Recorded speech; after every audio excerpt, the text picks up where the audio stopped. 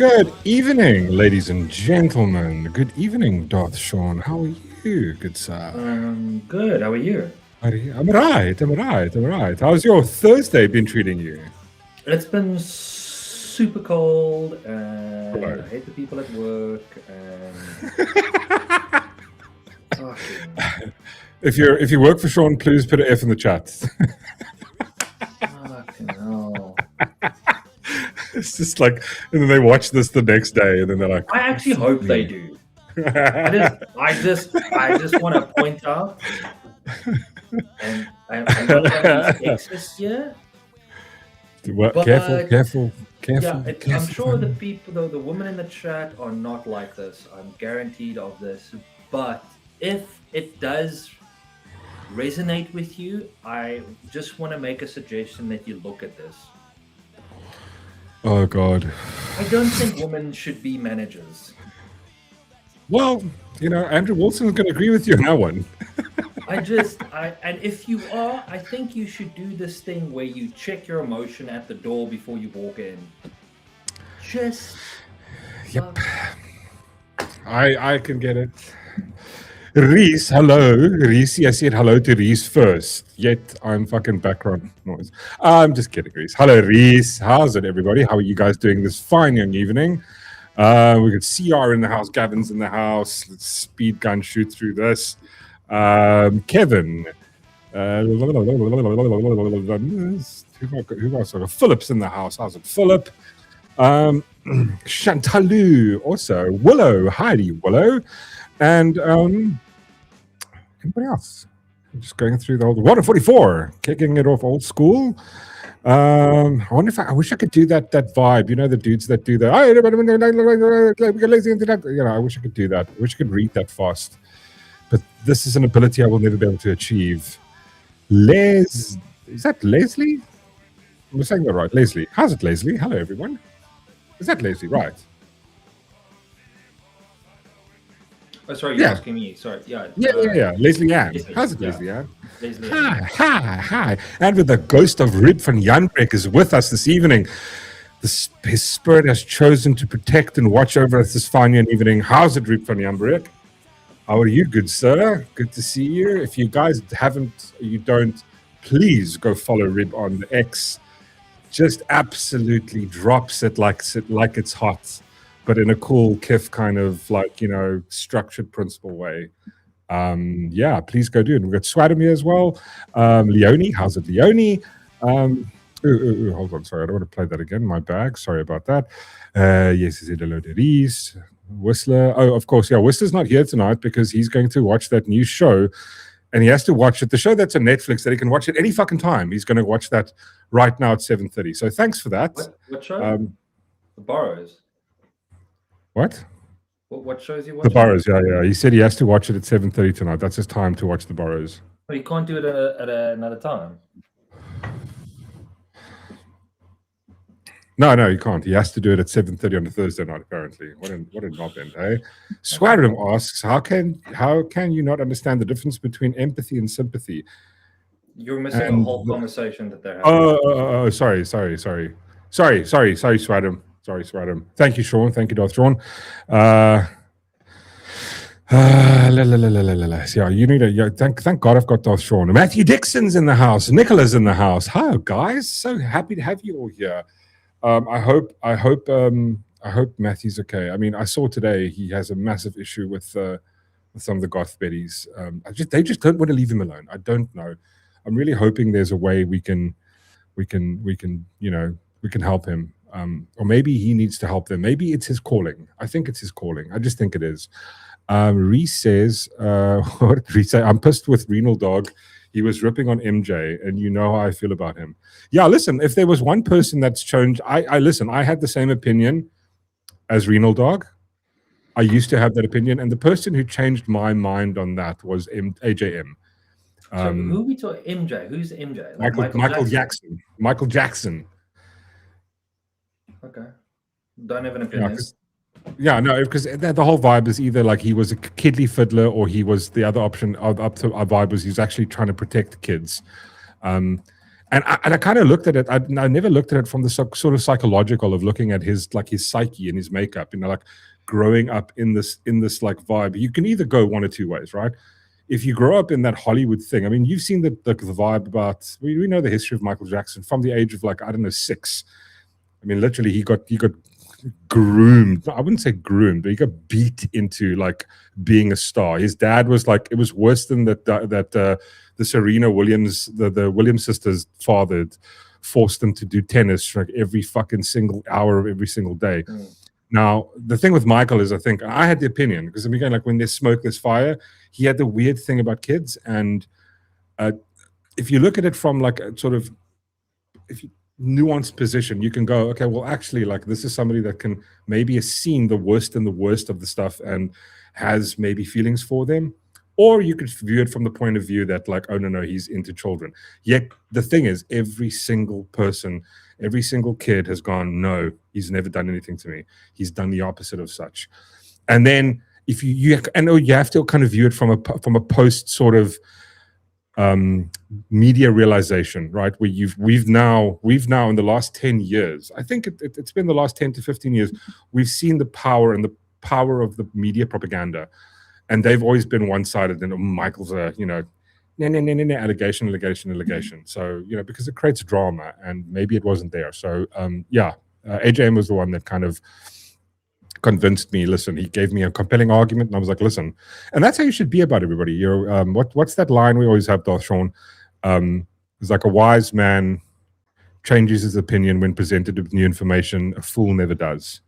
Not saying anybody that is going like maybe they've not seen that alternative evidence, but it's always good. Go look before you make it. Try and always view both sides before you make up your mind. And listen, I'm sometimes unbiased. Sometimes I make up my mind before stuff. Like for example, the fucking jelly cube. I hate the jelly cube, and I've made up my mind. I don't care. Maybe you can present me with compelling evidence, and I'm just going to be stubborn and not accept it. So fuck the jelly cube. I'm just going to say that. We'll get into the jelly cube a little bit later. For example, the people that think I'm a cunt, don't change your opinion. I am. You can say that though. A goose, a nai, whatever. Like, I'm just a shitty, miserable person. Yeah. You are correct, and I agree with it. Do not change your opinion about that. That's just who I am. Or you can realize that maybe you are a cool person. Oh no! Being cool has got nothing to do with it. Like I'm happy to take on that vibe, but still a dick. Yeah, no, of course we're all a bit of dicks. Some people are just some people pretend to be dicks, but they're actually cool people, and some people are dicks that pretend to be nice people. And life's about figuring out who they are. Anyway, yes. Hashtag JCM. What's JCM? Sorry, I'm trying to put things on the screen. Oh, jelly cubes matter. No, they don't. Matthew, they do not. They do not. The jelly cube up its dumb ass. Right, let's put some vibe on in the background. I don't pretend to be. Why won't you help a guy out here? The Rip van Janbreek says, I'm not donating to Darth Sean's backdoor backdoor buddy.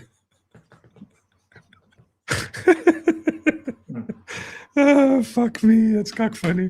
Fuck, that's funny. What was I going to say now? Is jelly shout out to Nicola. Nicola. What did you say? I didn't see it. Did you click the comment or something? I didn't pop up. Oh, okay. You're just doing a shout out to her because she's being awesome. Yeah. Okay, what? No, why? All right, well, you keep your secrets. I will. Me and Where? Show me the shells. Show me the shells. Right. So listen, I want to get into this because I want to. It's been quite I've been looking deep into this for the last few days, and I kind of want to get it off my chest so that I can kind of because it's a fucking dude. The topic, tonight's main topic is dude. It's really hectic, right? And it's the Henry Nowak situation. I think everybody has seen it by now. I'm going to play the video again. Whether that, I hope that the YouTube gods don't get me into trouble for it. It seems to be fine when everybody else, other bigger channels play it. So I think it should be fine. But it's one of those things where, you remember that scene from the, what's that movie again, Sean? The Boondock Saints, right at the end, in the court scene. Yeah. Remember the court scene where what's the old bully starts talking, Al Duche, whatever his name is, and he starts talking and he gives the whole speech and he goes, "Don't look away," and he just looks at the little girl. He goes, pulls her face back and he goes, no, look away. You have to look upon this. And it's kind of those things. It's one of those things where I know it's hectic and I know it's heavy. It's like, fuck me, bro. It's like every time I've looked at it twice and I'm like, I don't really want to watch it again. I'm going to, but it rips your, it pulls the cockles of your heart. It's just like it tears it away. The non-giving a fuck of society. And I think I saw something similar to this when it was like, I think the last time I saw something like this was I would say COVID, right? What? Yeah, Charlie Kirk, that was more of like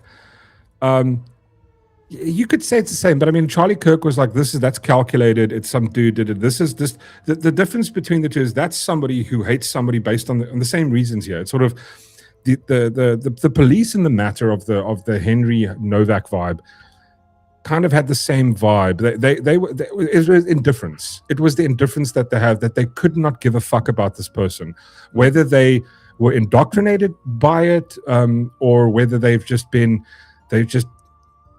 told to, or that they believe it. They've been told it so many times that they believe it. I don't know which way it is.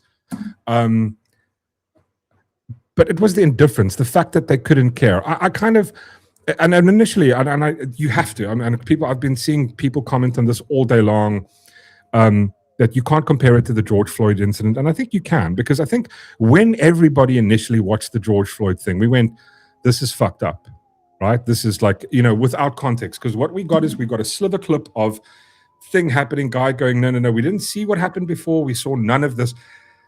All we saw was the part where he goes, like, he's standing outside of the car. This is after he was in and out. They were there to arrest him, all this shit. The part we saw was police officer have dude, put him on the ground. The guy screams, "I can't breathe," puts his knee on the back of his neck, and the rest, we know what the rest is, right? And that you look at that going like, why the fuck would he do that? Now, post that, we understand this is the way they were trained. The reason this happens is because we've all watched enough videos of what, like, people in South Africa, hijackers, shit like that. I mean, have you seen hijack chases in South Africa, bro? Like, it's insane. You've seen the ones where a cop guy pulls someone over because their license plate is expired or something, walks up to the guy, pulls out gun, starts shooting, right? Yeah. So yes, these are the things. Because thing happens, they have to adapt. So they go, okay, cool. If person is because there's been incidents where a guy's gone, pulls out a gun, shoots the guy dead, right? They have to now, when the guy's not like listening, they have to enforce, they have to use force, and they have to use violence. That's what government is. It's the enforcement, it's force. It's all it is. It's force doctrine. When you watch this, it's like, I think the best argument today that I heard was from what's the dude's name? He was, I reshared it with me. He was on Piers Morgan last night. Dave Smith, right? Where Dave Smith made the argument, and he goes, what happened with Henry Nowak is what the left pretended happened to George Floyd. That's the difference here. It doesn't bother me in one fucking inch of a second. Inch of a fuck. What? What? No, I was just sharing something with the whistles. So when you watch this, you're going like, and I think that's truly what it was. The entire incident that happened with Henry Nowak was completely and utterly a racial vibe, and the reason it happened was because you had policy. Now, years and years of bureaucracy, and it comes in with little bits at a time, right? We're going to make this little thing. We're going to change this little thing. We're going to change this little thing, to the point where actually, maybe we should start with this. Let me show this to you, and we can start from this point. I think this is a kind of a nice starting point. This is the official UK police guidance regarding racism. I just want to show you before we get into the like, before we, and we can watch the video after this, but just let's go through this. Anti-racism and racial equity. Our commitment to anti-racism means taking a stand against racism in all its forms, proactively identifying, understanding, and tackling racial inequalities in policing, reforming policies and practices that lead to people from different ethnic groups being over-policed, underprotected, and marginalized. See, already I have issue with this. Oh, just one thing quickly before we carry on.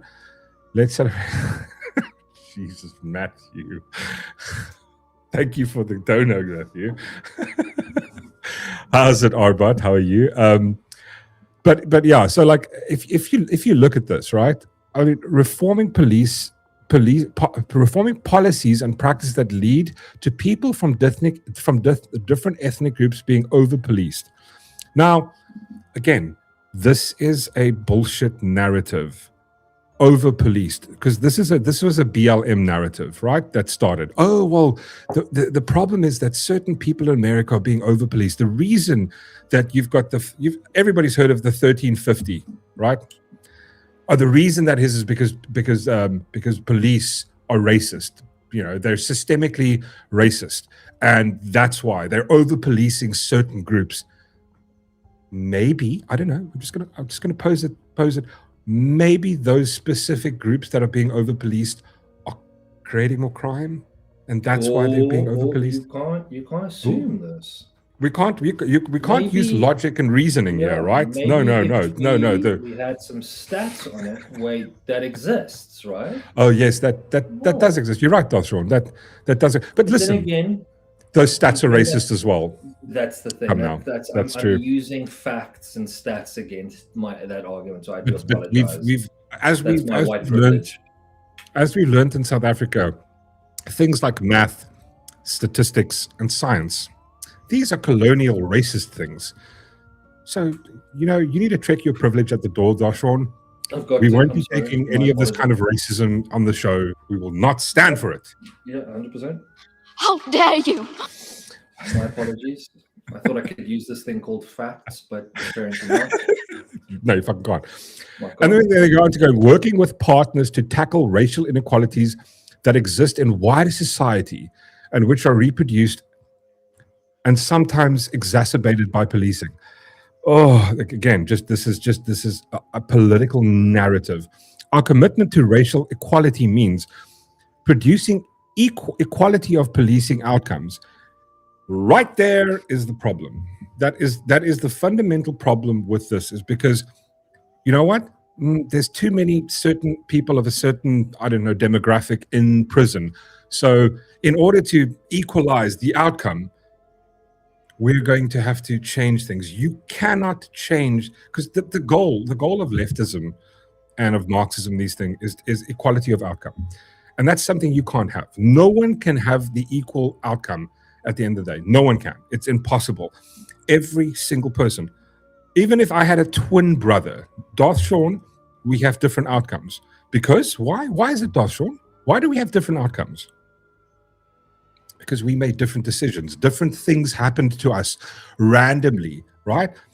There's this thing called fate. You could have been at the wrong place at the wrong time. You could have been standing outside of a fucking building and, a fucking car hits you. Now you're in a wheelchair. You don't have the same outcome as the person who didn't happen to be fucking standing there. You know what I mean? Or you could have decided to be a crackhead, right? Or you could have been you could maybe have taken 4 times the amount of fentanyl you should have, and then freaked the fuck out, and then went, oh my God, I can't breathe, and resist the police, and then you died, right? You're not going to have the same outcome. The problem is that the left want to change that. Everybody must end up at the same place. And that's the fucking problem right here. Oh, look, Mork and Marth. Dork and Marth. What the fuck? Whistles.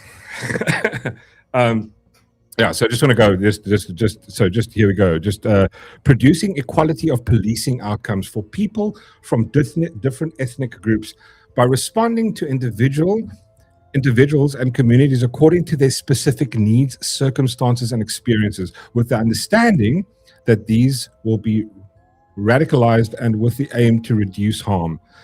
It does not mean treating everyone the same or being colorblind. So basically, the last line says, be racist. That is what it is. That's 100% what it is.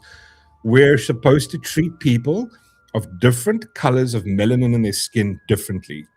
That's what they want. That's what that last line right there says. This is the UK police official guidance. Now, I would like to play the video for you.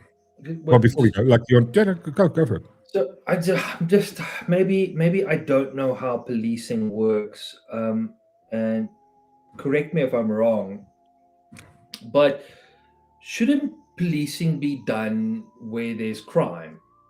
Yep. Regardless of color of skin, yep. If the crime is more active in a certain area with more, different set culture, yeah. I'm just saying, isn't that where we're going to police? See the problem. Well, the problem is, Darth Sean. Here's the problem again, and this isn't a them problem. This is a you problem. You are unfortunately trying to use this racist thing called logic and reason, and that's why. I'm learning. I'm trying. I'm really trying to help us navigate through this. 100%. It is a bit racist of you to make a rational, just go down a rational thought process, but again, those rational thoughts you're having, and those logical things that you think are basically like math and science. These things are racist. I'm just gonna. I'm trying to keep my white privilege in check. I know it is hard. It's hard, the colonialism, Right?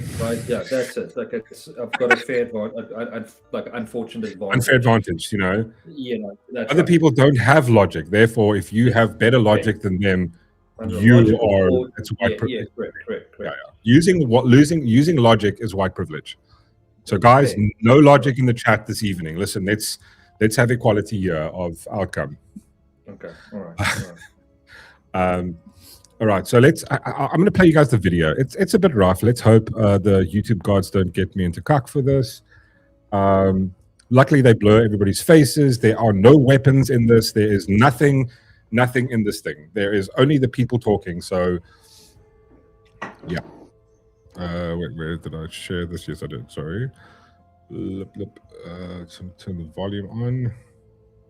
Hope it's not too loud. Just holler if it's a bit too loud on your side, Darth. So yeah, so the body cam again. This thing happened 3rd of December last year. The body cam footage was only released now after the trial. All the thing. Again, the perpetrator has received 21 years. Apparently, it's a far lower sentence. But if you haven't seen it, here we go.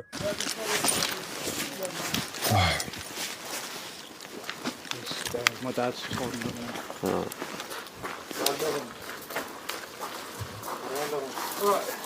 He keeps dropping side to side, so I'm just trying to keep him set up. Right. He's got a mouthful of blood. I don't want him. I can't breathe. He was on the bin on the other side of this gate. He's jumped over these fences and stuff like that.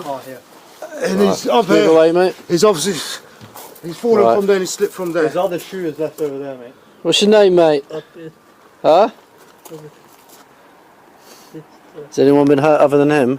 Yeah, me. He's grabbed my brother. He's took my turban off, started grabbing my head. Are you injured? Yeah, I've got swollen eye, little bruises. Alright, just step back a little bit for me. Someone flag these down. Got this stud. Right, let's get you out of there, shall we? I was in bed asleep. When Nick was just finding up there, look, someone's attacked me. I can't breathe. Grab his other arm. What's happened to you, alright? You've been stabbed? Whereabouts? I don't think you have, mate. come up, I want to keep you up. Hand. I can't breathe. Put the hand in the cuff, mate. This is like can't breathe. times this has happened to us. We've been walking, we parked, Can we get a van multiple times we've had people racist 90 attacks, foot. still nothing happens.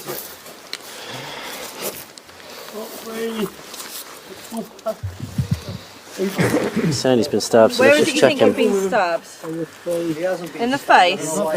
Oh no, but we have to check, don't we? Right. In the face?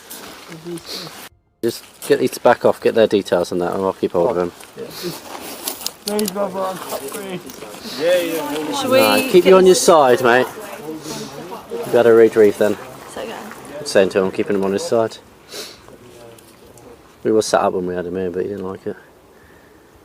What's your name, mate? At the moment you are under arrest, and that's for assault, so you do not have to say anything, may harm in defence if you do not mention when questioned. It's up to which you later rely in court. Anything you do say may be given in evidence, alright? It's going to be sick, I think.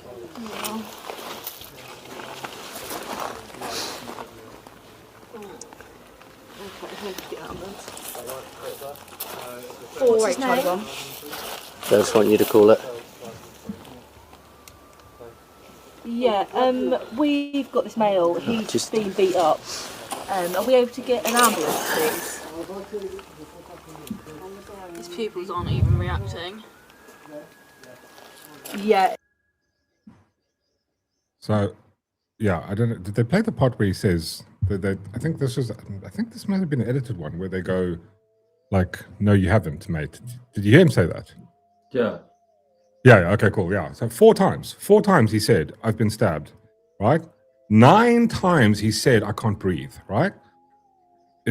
And they're like they're getting at a situation, and I want to play you what was the reason that the thing that set this off, right? Because the perpetrator phoned the police. He called, like in America they've got 911, in England they've got 999.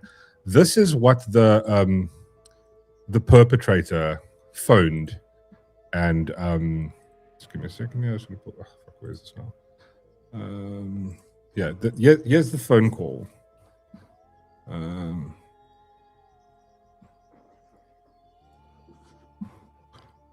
Give me a sec. Yeah, here's the phone call. So listen to this quick. Sorry, we just got attacked racially by some white person. Right, okay. Whereabouts are you? We're on Belmont Road. Just out in the street, are you? Sorry? You're just in the street? Yeah, literally, I just parked up my car to come home and he's attacked my brother. You're talking about verbally or physically? No, he physically attacked my brother. We're Sikhs, we wear a turban and he's just attacked my brother. Have any weapons been involved? No. What did he say to you? Oh, who do you think you are? I was like, look, bro, you're drunk, carry on, walk on. Then I go, he goes, oh, who do you think? I was a bad man. I was like, bro, look, I'm a bad man. I'm speaking to you. Godfrey, what did he say? Was he racially abusive? The police need a report, come here. Yeah, he was. So basically, he stumbled into my brother. Yeah. So do you want to speak to my brother?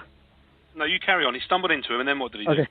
So he stumbled into you, and then what? Yeah, so he's walked into me, stumbled, he's drunk. I've clearly said to him, look, mate, you're drunk, carry on about your day, do what you need to do. And then what? Then he goes to me, who do you think you are? Who do you think you are? He goes, who do you think you are? Who do you think you are to my brother? And then what? And then he goes, oh, you're this, you're that, who do you think you're a bad man? I was like, yeah, I'm a bad man, what? Then he starts recording me. Right. As he's recording me, I snatched his phone. He's then laid a punch onto me. He's pushed me back and my turban's come off. He started then grabbing my head, so I then... I mean, do you hear what he said there? He took out his phone. He bumped into the guy. Obviously, he's walking home drunk or something. Again, we don't know. We weren't there. This is the guy going, well, he was walking home. He bumped into me, and they had an altercation. He took out his phone to start recording, and the guy snatched his phone away. So this is what the police hear, right? And they walk into the situation. They go to the situation, and they see a guy who says, oh, this guy attacked me, and the other guy's lying on the ground going, I've been stabbed. They put the guy, the white kid, who says he's been stabbed and can't breathe, in handcuffs. But this is the call. On the call, He says we had an altercation and he took my phone. Right? That's how's that policing? Like I don't understand it. Grabbed him and then he started pushing me, attacking me even further and everything like that. At the minute now he's lying on the floor. He was trying to get away. He jumped over some bins and stuff. On the He's other trying to run side, away. he jumped over the bins and tried to leave through the bin way. He's left a shoe here as well. So he doesn't have any injuries? He's hurt his face. I think he's fallen because when he tried to climb over the bin, he's fallen from the one side of the bins over the gates to the other side. I think he needs medical attention. Does he need medical attention, you reckon? He will, yeah, I believe, yeah. Just to confirm, no one's seen any weapons? No. I don't know what weapons it would be. All right. Okay. No weapons. He's been stabbed, though. So, turns out he was stabbed 5 times in the chest. Yeah. That's what fucking happened to him. He's lying on the ground, stabbed 5 times in the chest. I found this, which was just Jesus. It makes it so much fucking worse. Just.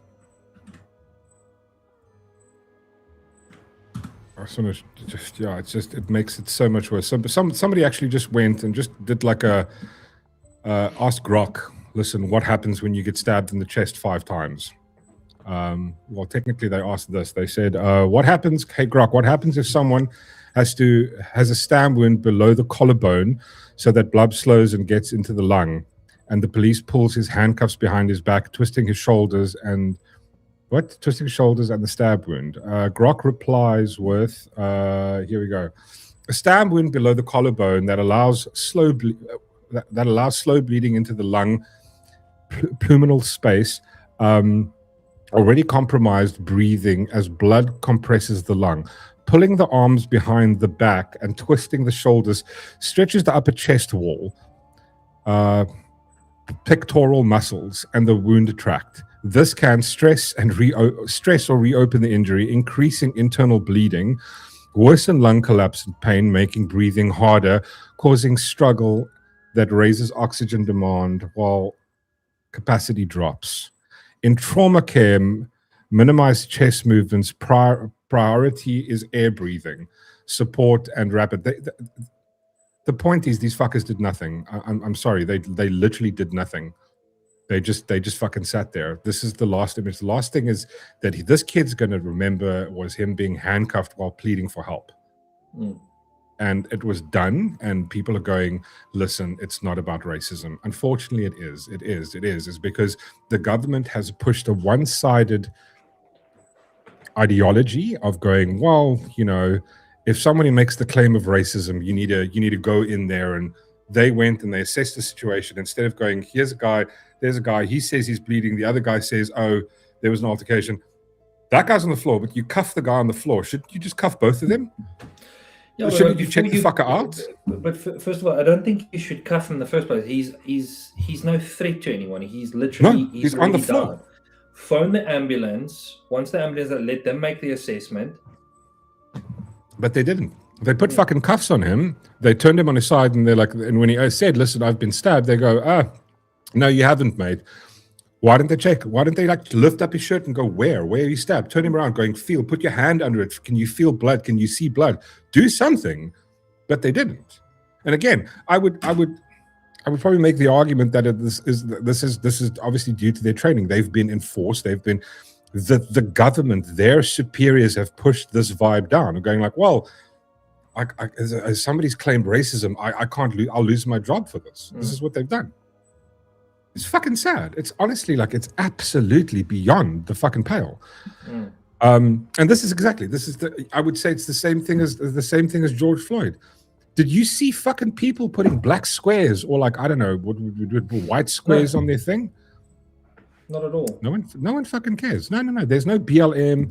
There was a group of fucking, I don't know, people that came out going English, British fucking people came out going, this is horseshit. This needs to stop, right? And what the media labels them as far right aggregators trying to fucking start shit with the cops. That's what they did.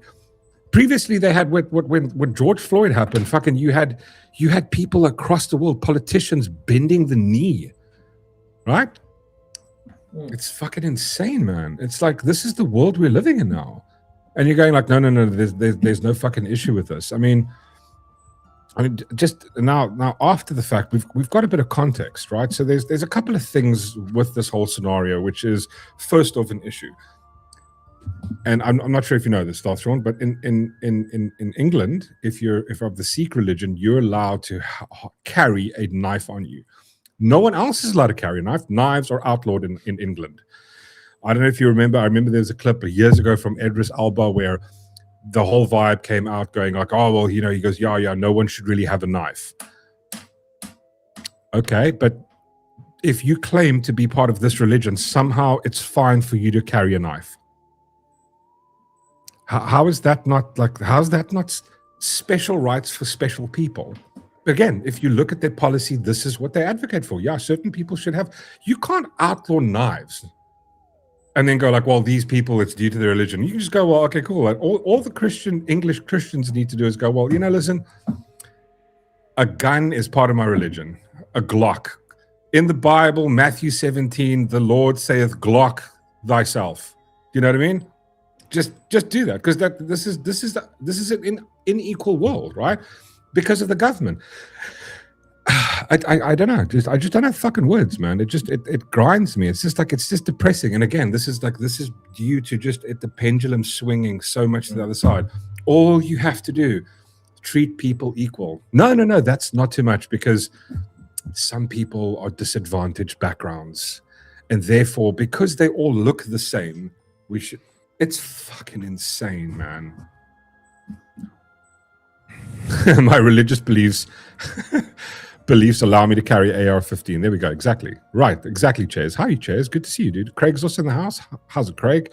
Darthron, did we miss any comments? Saint Straggler goes, the footage completely disproves Digwa's claims of self-defense. Exactly, dude. 100%. Yeah. Proving Henry never racially abused him and never touched his turban. No, they got into, I mean, listen. And all we're basing this on, he had no option to give us. There was no statement taken from Henry. We've got one side, and the one side incriminates himself, right? Luckily, the guy got 21 years. I mean, like, his brother, I think, should by all intents and purposes also be charged, because he was giving false witness to the police. No weapon involved. Maybe he didn't see it, but he's going, oh no, this guy came and attacked us. And maybe if we had to just go, what happened? Maybe he was walking home drunk. He walked past, maybe he said something, maybe they bumped in, because he said he bumped into me. O's parked their cars on the fucking, like, you know what the houses look like in England? You pull your car in, it's almost like sticking out over the sidewalk. And maybe they have a little thing, he tunes in. But the guy, instead of fighting, he took out his phone. The guy snatches his property. Okay, now who is, again, the assault? So the first is a charge of assault, minor assault. Then there's a charge of theft on the bad guy, the guy who actually stabbed him, the actual murderer in this case. No, man. I'm just curious, what's going to happen with the cops? Well, what happened with the cops was, I think the one police officer actually. Here we go as well. Brib says, yeah, it turns out his mother hid the knife. Yeah, she went and put the knife away. I think I've got a thing of the knife somewhere. So I see quickly, where was it? Did they show the knife? No, they don't. I had an image of the knife somewhere, dude. It's like, it looks like it's about this fucking long. Yeah, his mom went and hid the knife away, and I mean, bro, it's like this is exactly. And again, I would wish the world would go, okay, cool. Well, but they can't, because what's happened is, I think the world has been indoctrinated for so long into propaganda of going, it's completely fine to hate on white people. It's totally fine, but somehow you can hate a specific race, and I love seeing the people do this. And I kind of like always go like, I'm gonna save this video for later, when these people come out and they go, like, it's racism is wrong, fuck white people. I'm going like, oh, okay, like, are you retarded? Because that's what it sounds like. It sounds like you're stupid. That's all it is. Yeah, but the thing we know that they're stupid. We know their theory is absolutely insane. Yeah. So yeah, you're not gonna. I know, and then obviously now, since this has come out, there's been some like protest action happening. I want to play this thing from Tommy Robertson, and I mean, this dude has been maligned as like the worst dude ever. This is one of the first people that was warning everybody about this, going, guys, this. And again, his issue was with Islam. But again, it's like the result was that he's talking about going like you're pushing, and basically, if you're going to look at the history of this, if you look at the grape gangs that happened in England, was because of like stuff like this, where they started changing policy, and they hit it. It was a cover up from beginning. It's factual cover up. It's not me speculating. This is not me pulling. There's not some fucking conspiracy theory. It was covered up from the local police to the fucking higher ups of the police, to the people in government, to the people making policy. They covered it up. They kept it quiet. They didn't want to talk about it. They did this for ages because they did not want to be called racists. That's why. But they're fine. They're fine to hate on people due to that. The ideology is so fucked. I don't know. I agree with you, Philip. But yeah, just let me play this video from Tommy Robinson. I think it's cool. So it's about like what, 3 minutes, and I think it's worth listening to his side of the story. The murder of Henry Nowak. It took 2 minutes to go onto Hampshire Police's website. Yeah, Hampshire Police. This is where this institutional racism. This is why the white boy was handcuffed. This is why, whilst dying, this is their policies. Okay. The murder of George Floyd by serving police officers in the USA was a pivotal moment for policing in the UK. How the fuck was it a pivotal moment? A dead crackhead who died of a drug overdose in the United States in a legal hold by a police officer. But anyway, exactly. Driving the need for real change. Whilst a tragic event happened in another country, policing across the UK has over many years had a strained relationship with some communities. Nationally, the Police Race Action Plan, which is where this problem comes from, was created to address the racial disparities and distrust associated with police in particular for those in minority communities. We will pursue offenders and deal with offences that cause the most harm to our ethnic minorities. Not the most harm to the public, the most harm to our ethnic minorities. It's insane. Address disproportionate victimisation. Make sure that staff and officers are trained to recognise and deal with crimes that impact most of our ethnic minorities. Do you know who the biggest impact is against? It's us. How many ethnic minority girls were raped from one end of the country to the other? I'll tell you how many, not fucking many. It was all young white English girls. Right? And you didn't charge any one of those people who raped them, calling them dirty little white bitches, with a hate crime. Why was this Sikh man not charged with a hate crime? He made it about race when he rang the police and said white boy, and he accused him of racism. So it was a racial murder. That's what this was. He was racially targeted by that man, and he was murdered, and your police officers done nothing because he was white. Because you were so scared of this. So the officer who handcuffed him, the officer ignored his plea after plea after plea for an ambulance. He's been stabbed. They fucking ignored him. Would they ignored him if he was non-white? You bet your life they went off, because their training wouldn't have allowed them to. This all comes down to police training, government training. The hierarchy of the police, the head of that police is responsible. Your hands are dirty because you created this atmosphere. Not just the handcuffing officer, you, the government, Keir Starmer, every one of you brought in these policies that attack white people. That's what it is. This is an attack. This is not the white population. You know, for years, if you look at education, white working class are the biggest underachievers. Now, minority groups are excelling whilst our children, and I used to put it down to them being forgotten and neglected. We're not forgotten and neglected. We're targeted. Targeted by every government institution with hate against us. An unfair system has been created. An unfair system of funding, an unfair system of love, care, of everything. And it's against white people.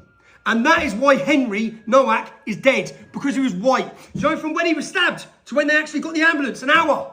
An hour. Jesus. Against all of his pleas. An hour. Oh, fuck, I mean, I didn't even know that. I watched the first part of this. I didn't know it was a fucking hour that he had to wait. That's insane. That's South African time, bro. That's how long you wait for the police to come in South Africa. An hour.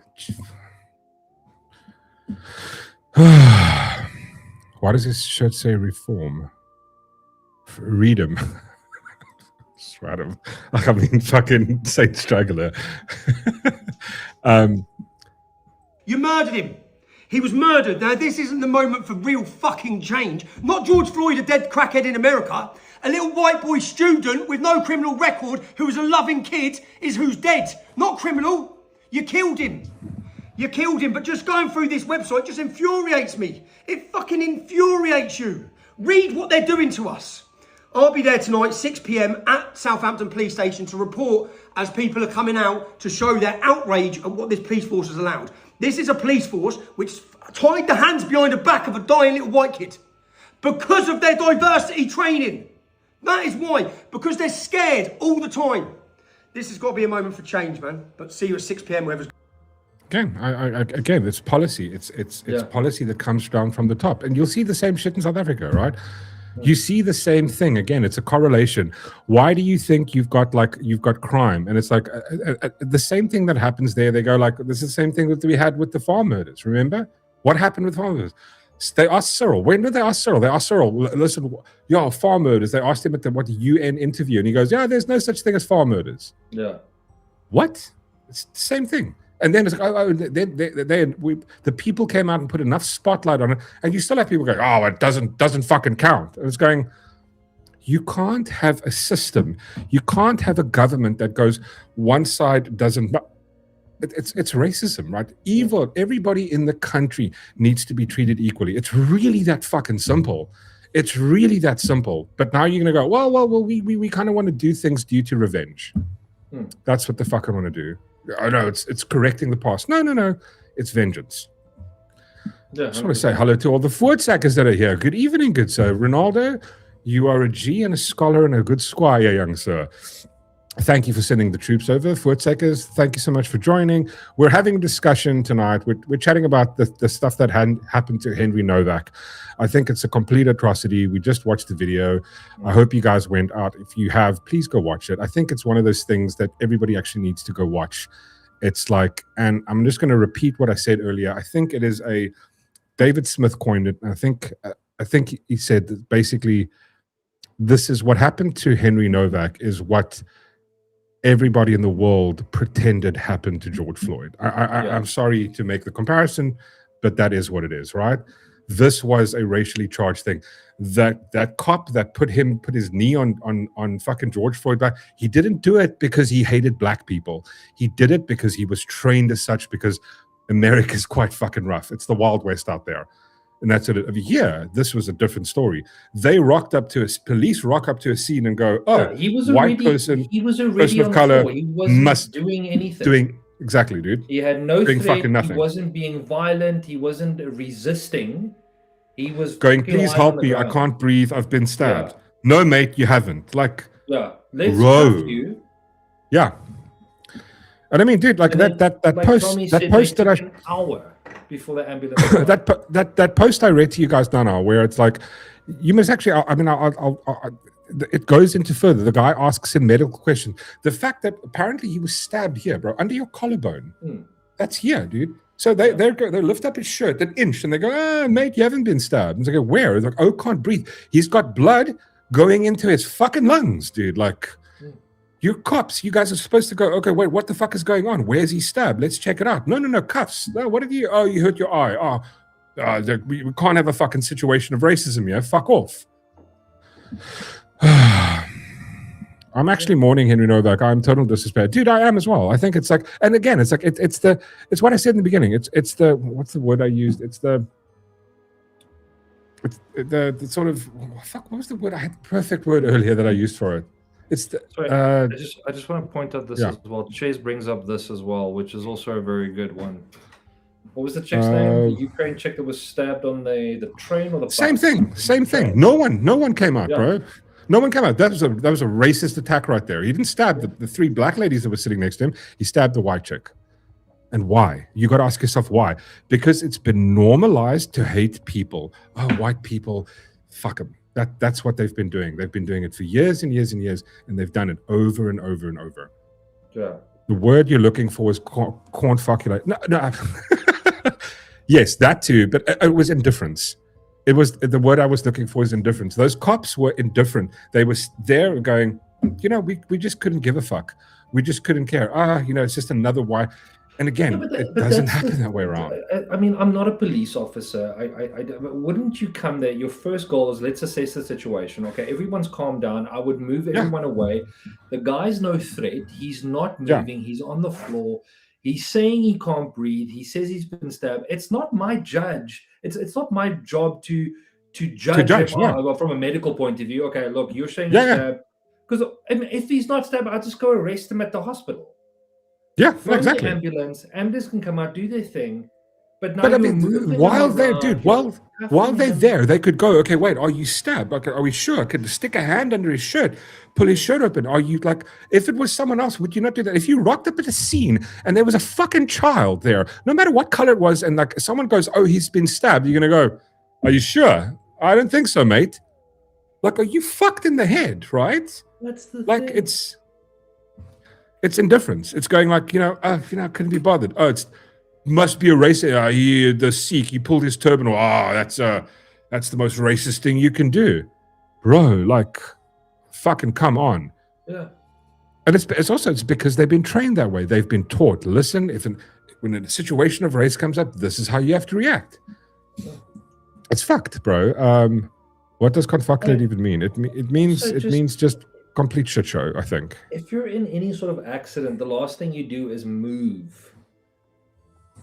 Like, I remember being in a car accident. I mean, as I get out, the guy was like, dude, sit still. I'm like, I feel fine. He goes, I'm not worried about physically. He goes, you might have some internal problems, so just sit down. Let me quickly assess you. That's what he did. I mean, I felt fine. I was moving about, but he said, no, sit still. Let's check. He did a few checks. He says, so far good, but you might want to go, because I said in my head, like, chest pains. And my side was hurting, and so he pointed out, look, you could have a broken rib, you could have a broken sternum, but don't do a lot of movement. Go straight from here to the hospital, whatever the case is. But the guy is on the floor. He's no threat. Oh, he's no threat to anybody. You can go like, listen, why do you cuff him? He's cuffed in. They cuffed him because the perpetrator, the murderer in this case, or his brother, whoever made the phone call, used the exact right words. He said it was a racial attack. This white kid racially attacked me. And we're going like, okay, bro, you should you should get another 15 years just for lying, Like, Chantalu says the British police force seemed to be... Sorry, the British police force seems to be all young people newly out of training. And in brackets, I think the decent older ones all resigned out of disgust or got pushed out. The young ones have been propagandized, and you're right. They've got 100% been propagandized. They've 100% been, and that's what I'm saying. That's that sort of indifference that they have here, where the cop can see if somebody's lying there going, I'll say this, and I go, that's the one thing that put me off with the George Floyd incident. The indifference that the guy had on his face. Again, there's maybe like there was a half an hour of context that we missed. We saw the whole context from the moment that cop rocked up on the scene to where he died. At the end of that video, he's dead. When that video stopped is where he stopped breathing. He was dead. He was dead at the time. The female cop just goes like, his eyes aren't responding anymore. He was dead. He was gone, right? There was an entire half an hour of the police rocking up, finding George Floyd, him being high, him being in the car, him being out of the car. And when I saw the video for the first time, I looked at it going, this guy, and it's straight up, I was going, this guy looks like a racist, because he was there. I didn't have the context. He had his knee and he's just indifferent. He's just going, I couldn't give a fuck. But again, we didn't know that he had to deal with this dude up and down, back and forth, in the car, out of the car, not fucking wanting to listen, not wanting to be handcuffed. Different story. Context matters. Context always matters, right? We've got the entire context. No resistance. He's on the ground. He's not moving. Exactly. Also, Ches makes a good point here. If racial targeting of white people in white majority countries like England, France, Sweden, and the US, what chance do white people have? That's kind of exactly what I said here. It's the same thing. It's like the whole thing with the farm murders. You're going like, first they completely go, no, it's not happening. The fucking president of the country goes, nah, it's not a thing. Not a thing that's happening here. The same thing that the British government did with the grape gangs. For years and years, no, this is fucking made up. This is conspiracy shit. Thousands of girls, thousands of young girls getting fucking groomed, being tied up in vans, being like it was disgusting. The entire government covered it up. Fucking nothing. And then people are angry. But again, is it anywhere close to the backlash that George Floyd got? People watching that. I mean, how many people do you think have seen that video? And they go like are people going? I don't see a lot of people talking about that.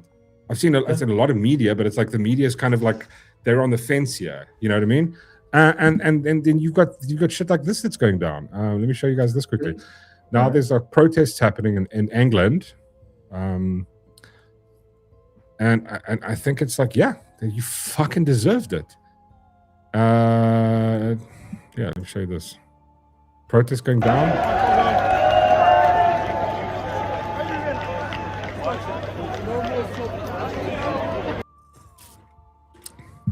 Was that it? Okay. Oh, sorry. That was a short one. I thought it was a longer one. My bad. And then one of 44 says a kid in the UK was arrested for having gardening tools on his way back from gardening, but Mohammed can walk around with a knife because of his. Yeah. It's like, and apparently somebody I was watching Piers Morgan. He was chatting to Dave Smith and Michael Knowles and these two leftist dudes, and they were going, well, there's the same laws apply in America, you know, where a Sikh is allowed to carry his ceremonial dagger with him. And Dave Smith said, yeah, but Americans don't have to worry about that because they've got a fucking equalizer called a gun. Yeah. They don't have that in England. They're not allowed having guns. Yeah. They're not having knives. And dude, I've heard of people who are going, I heard a story of a guy, a chef. Again, dude was a chef on his way to work on his bicycle, and he got arrested by the cops and searched, and they took away his fucking, you know, your chef knife, your kit. Yeah, it's rolled up. That's the thing. Yeah, no, got confiscated. He had to go buy new ones, and he had to now you've got to register them, where's your papers for your knives? Oh, I left them at home. Oh, you're trying to go murder people, Dexter. It's fucking nuts. Was he white? Of course he was. Yeah. No surprise there. This is the thing. It's like, I mean, and I'm going like, and you're going, and at the same time, you have the thing that seems to be, it seems to be like the undercurrent that's happening, that I'm feeling in the world. It's this: you can't import people from different cultures and mix them.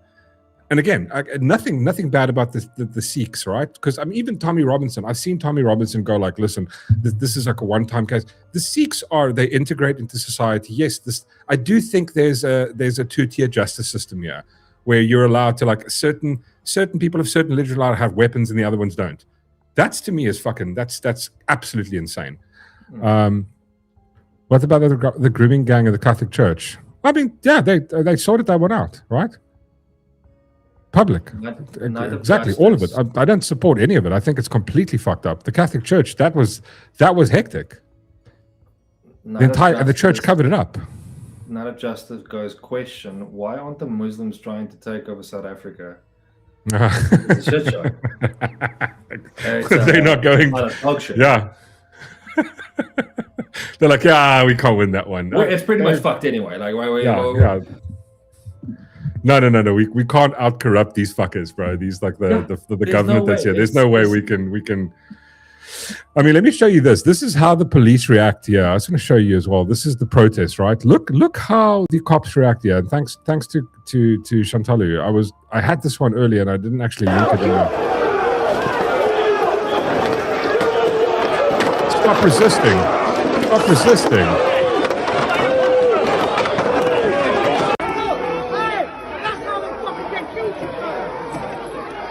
Yeah, the cops really care, bro. Stop resisting. Stop lying there. They just keep beating the motherfucker, kicking him in the head. They got one. They put him or someone down over there. Jesus. Stop being white. Stop being white, you bastards. This is what... Here's the problem with this, though. And I'm going to... This is fucking nuts, bro. It's the pendulum is now swinging, and it's going to come back. I know. And you're hoping that it ends up in the middle, and I seriously doubt that it will. What happened? What happened after George Floyd? Do you remember? Yeah. Do you remember the summer of the summer of love, as they called it? Remember Chaz? What is it? The town. Remember Chaz? Yeah. What is it? 6 months of riots, bro. I think it was 21 people murdered in the riots, thousands injured, police buildings, Chaz. They took a city block and they made it their own. It was just like Antifa. It was just like you saw random places, just somebody had dropped off bricks. Just nicely, easy to use brick ready for stacks, for a friendly, ready for protest. for a peaceful protest. You know what I mean? And I mean, if why it's there. But again, and it comes back to, I'm going to come back to the title of my video tonight, and it's like it's the death of the West will be by suicidal empathy. Yeah, it's suicidal empathy that have got them there. It's the suicidal empathy of going like, you completely rip logic and reason away and go like, okay, cool, wait, we're going to import millions of people that don't share our ideology, like not anywhere close. Again, this wouldn't, I don't think this would account for people with a Sikh religion, because they're not like that, right? That's where the whole, exactly, that's where defund the police started, bro. We can't have police. 100% correct, Ronaldo. That's where it started. That's where this whole lot. But it's when you import a whole different society and then your government starts going, okay, well, you know, these people deserve special rights and we need to treat them better because they're from a disadvantaged backgrounds. And you're going to have the pendulum swing.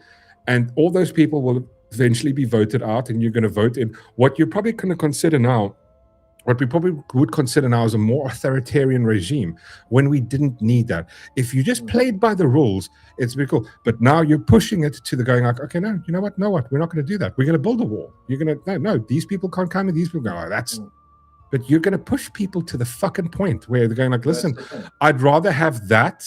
I'd rather be a little authoritarian and less death, less of this shit. You know what I mean? I mean, fuck me. Ghost on, how you good, sir? Kurt also goes, fuck around and find out the wheel turns. Dude, 100%. It's 100%. Also, Rib goes, black victims confirms their narrative, white victim impossible in their worldview. Yeah. Ronaldo. It's truly fuckulated. 100%, dude. It's a shit show. It's a shit show that I don't have the words for it. But before we finish up with this whole fucking thing, I do want to point out this. So after the fact, this is what Keir Starmer has now said. He has pointed out that Keir Starmer says he won't remove the exemption that allows Sikhs to carry large ceremonial knives on them. Meanwhile, English women are being prosecuted for carrying regular pepper spray on them when out in the streets at night. Like, if this isn't suicidal empathy, I don't know what is. It's bro, just fucking, I don't know, just just Kurt Cobain yourself, please. You know what you find when you look up the word retard in the dictionary? Fucking picture of this guy. No. You find the word retard, which is what he is. I love that quote. It's just, he is absolutely, bro. But the part I don't get is, how is he in power? Who votes for this? Like, does the majority of people in England just go like, you know, my bleeding fucking heart? You know what I loved? I loved when they did this thing, and when they did the vibe of like all these people that they support these causes. There was that one dude that went around. I remember it was in England. They were protesting the immigration. How dare Donald Trump do this? And Donald Trump was there, and this one guy was going around they were protesting the whole vibe of like the fact that they were. Donald Trump was in England. I think this is his first presidency. People were protesting like, how this racist Donald Trump, and this one dude like, immigration is bad. They shouldn't fucking. And they were walking around asking him, asking quotes. Going, oh no, not quotes. They were walking up to people. Hey, do you support immigration? They go, yeah, cool. He goes, cool. I've got a clipboard here. How many people can you accept? We're bringing them over. And they're like, every single person. Nah, sorry, can't. No, really can't. They can't stay with us. I'm living in a. I'm renting, you know, nobody. But that you support a policy where you're happy for you, like a tiny bit of your salary and everybody else's salary to go towards paying for other people. It's fucking insane. I want to point out Kurt's comment here. Oh. That's right. And then Ches, yes, it was. Yes. Where's Ches? I saw Chez's comment. I just wanted to point out, Sean, that yes, 100% yes, it was. Yes, it was a fucking great movie as well, right? Right. I do have one other post from the immaculate Keir Starmer that I do want to show with you guys, just to show you how fucking absolutely racist this bastard is. Just like I wouldn't say. I mean, I think he is racist, one, and I think he's a complete hypocrite, to the point where it's insufferable. Oh, come on, thing load. Why am I not? Why is it loading? Compassion or social? What? Didn't he run unopposed? That exactly. How? How the fuck? It's fucking ridiculous. Pat goes. It's fucking ridiculous. That's what it is. Rules for me and rules for thee, but to get votes to continue being corrupt. No, dude, this is the same shit we see in South Africa. Apparently, they ate all the swans in London. They did? Yeah. Really? Yeah. Who? Obviously, not the white people. We would just. I mean, probably. I don't think it was. Also, but again, the problem is that this was. The thing is, this is a random Sikh dude. But the problem is that it's not about ethnicity. It's not about the fact that he was black and the other guy was white. The fact is that the cops treated it as such.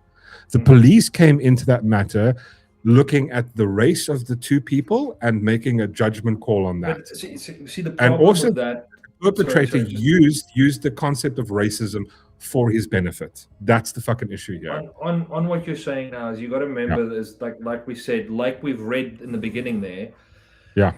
The cops are being indoctrinated to have this worldview, have this view. This is what the law is. This is what you're going to be doing. 100%.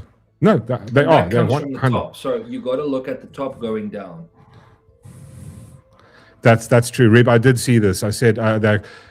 Rip goes, come on, guys. The British Police Commissioner, Mohammed Al-Aribi, said we shouldn't politicize this. But again, this is the thing that I've seen from the left, though, because the parents came out, Henry Nowak's parents came out and goes, listen, this thing is not about race, blah, blah, blah, blah, blah. Cool, you guys are right. I think what you came out and you guys said the right thing, but it fortunately is. I'm sorry that you can't see that it is.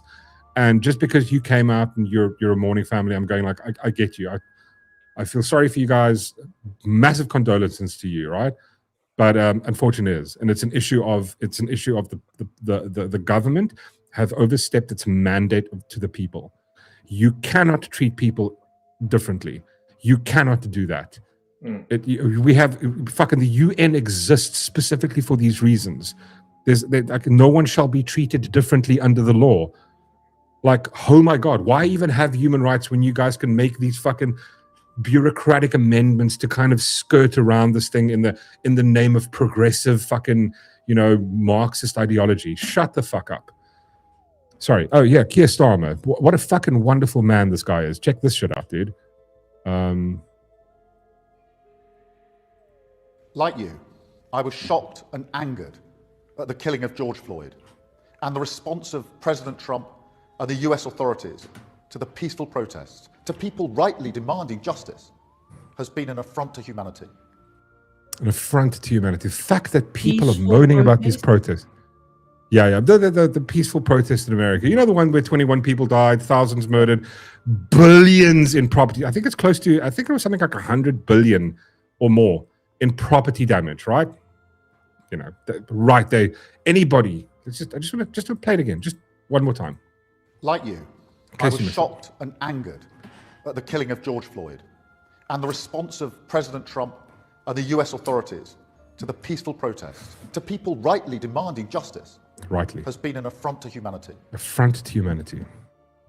Let's see what he said now. There is no justification for more violence and disorder. The attacks directed towards police officers in Southampton last night were disgraceful and completely unacceptable. Unacceptable, Boston. This is a time for serious work, not rage. And let me be clear, we will ensure anyone found engaging in disorder meets the full force of the law, as we have done before. Well. Like you, I was shocked and angered at the killing of George Floyd. There we go. And the response of President Trump and the US authorities to the peaceful protests, to people rightly demanding justice, has been an affront to humanity. Well. Exactly. It's beyond mad, and it's almost like it's like they don't know. I swear to God, it feels like these are politicians from I don't know, the 1800s, where we didn't have TV and they couldn't record things. It's like he doesn't remember he said this before. It's like there was no video of him ever saying this. It's Like, once again, it's different, Mark. That happened somewhere else, so he can make that claim and he can be. But no, it wasn't right. Obviously, now that it's happening at home, fuck me. Like, that's got to keep everyone calm. Yeah. Scott, just want to say thank you, Scott, for the dono. Much appreciated, good sir. I'm colorblind. Rudeness stands out. I mean, I don't know. Like, how do you? At what point? And the thing that frustrates me the most is like, they're in power. Someone voted for this. People voted for this. People are so, I don't know, indoctrinated and they're filled with so much suicidal empathy that they're going, no, it's right. You know what? We should have this two-tiered system. There should be a, like, people of color should be allowed to sort of do like what they did in New York, places where, you know what, it's totally wrong for them to be arrested if they steal things under like anything under $900, they shouldn't be arrested for. Like, we should have a heart. When AOC came out and said, shame, the people looting, I don't know, Balenciaga and the Nike store, they were just hungry. These are hungry people just trying to eat Louis Vuitton bags. And I blame myself for, I must be, I don't know, probably just a bigot. Do you know what I mean? I don't get it. That's Swadham's commented. He goes, this only happens because we allow it. That is kind of true. But again, there are people, and this is the problem with this thing where you have, and I probably, it's maybe, I don't think I go back to what Andrew Wilson says, and he goes like, I don't think everybody should be allowed to vote. I don't think if you should be allowed to vote, everybody shouldn't just be allowed to vote. You have to have stake in the game. You have to own property. You have to pay taxes. You have to have children or some shit, right? Having just my feelings, voting on your feelings. You should fucking pass a test before you're allowed to go vote. Dagbreaker, how are you? Anglos tend to be very woke. That's the problem. Reb. The whole England is fucking woke. I mean, every time these people come out, like the Tommy Robinson, it's the far right. The fucking white nationalists have come out. The supremacists. I'm just going like, what is it they said that's a white supremacist, white national? What makes them far right? They don't like immigration. Like, you sure? You sure it's not illegal immigration? No. They just hate people of color. It's like, do they hate that, or they hate people coming into their country and being putting into hotels? I mean, I've seen video upon video of people coming into England and they're getting to this area, like an entire hotel gets bought by the fucking government.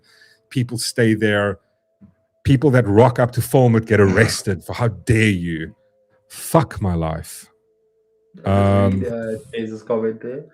Mork, I think you're being very unfair. They loot because they are hungry. Do you know how delicious a 16-inch TV is when you're starving? I know. I said, listen, I've accepted my own bigotry, Ches.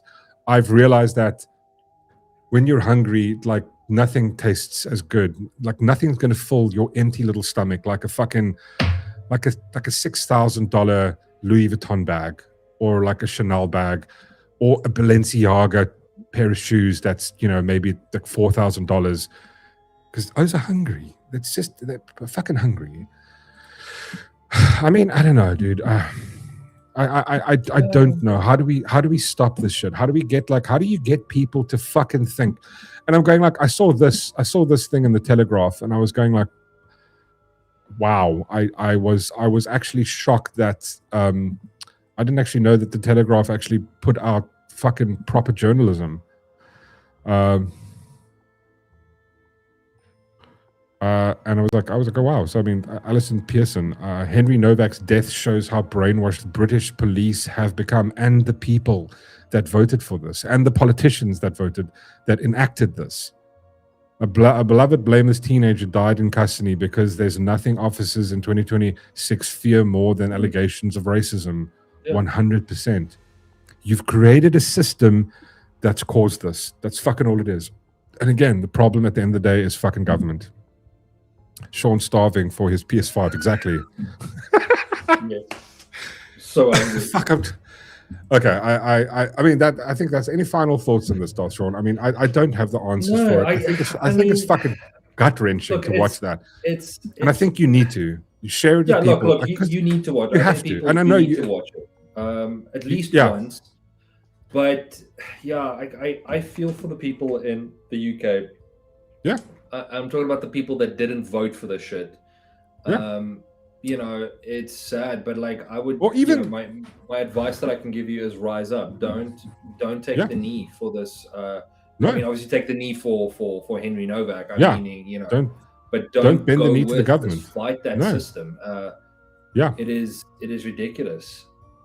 It's 100% ridiculous. It's insane. It's sad. And it's depressing. But you need to look at it. You need to watch it and go, this is the result of going down this road, of going like this suicidal empathy of going, okay, wait, we're not going to have laws because somebody told you that there's historical disadvantage. People have been disadvantaged many, many years ago. Somehow the rules don't apply to them. Oh my God, and I see it in my own vendetta. Yeah, no, it is. It's V for Vendetta is 1984. It's coming true. 1984. What's that saying? Make 1984 fiction again. Yeah. But it's like you guys are basically creating a fucking society where you're going to have the population rise up and go, you know what? We can't take this anymore. And if you don't listen, what happens then? What has happened throughout history when governments don't listen to their people? You die. I'm sorry. That's how it is. In South Africa, it's going to be worse. You're not just going to get your head lobbed off. They're going to put a fucking tire around you and burn you. Like at some point, you have to go, okay, you can't keep fucking the people over. You're supposed to do the will of said people. But again, these governments don't do that. They don't fucking care. Oh, Jesus, it's rough. It's hectic. It's like, that's why every time I see a fucking story of like a farm murder, and I to the point where I don't want to read it, I force myself to read it. I force myself to read it and go, that was someone's life. Every time there's some cuck thing happen, fucking 3 people were shot down in a fucking daylight robbery, I read it, because if you don't know, because it's easy to go, they thrive on the fact of they hope you don't look at it. They don't want you to think this way, and that's the thing. You need to force yourself to look at it.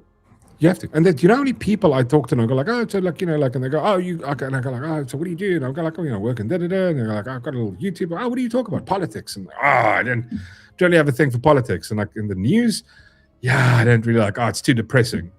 It's going to go on and live with my fun life. And going like, you do see the entire world crumbling right next to you. And you're going like, you know why it's happening? Nah, I don't really care. You know, I just want to going, okay, well, you're fucking part of the problem. Not that, again, I'm not saying people are the problem, but like you have to be aware of your surroundings. I get what a you're little saying. bit, I mean, for fuck's sake. I've always had that saying, and I still believe it today. There are 3 groups. I feel like it's the left and the right, and then there's everyone in the middle who just wants to carry on with their life. I put myself in that category. I just want to live my life. I don't want this shit in my life. But unfortunately, in order to get rid of this shit, I have to. You have to. You have to. Yeah. You have to be a sort of a citizen, right? And a citizen, the least thing is just to be knowledgeable of the surroundings. Like, don't take my word for it.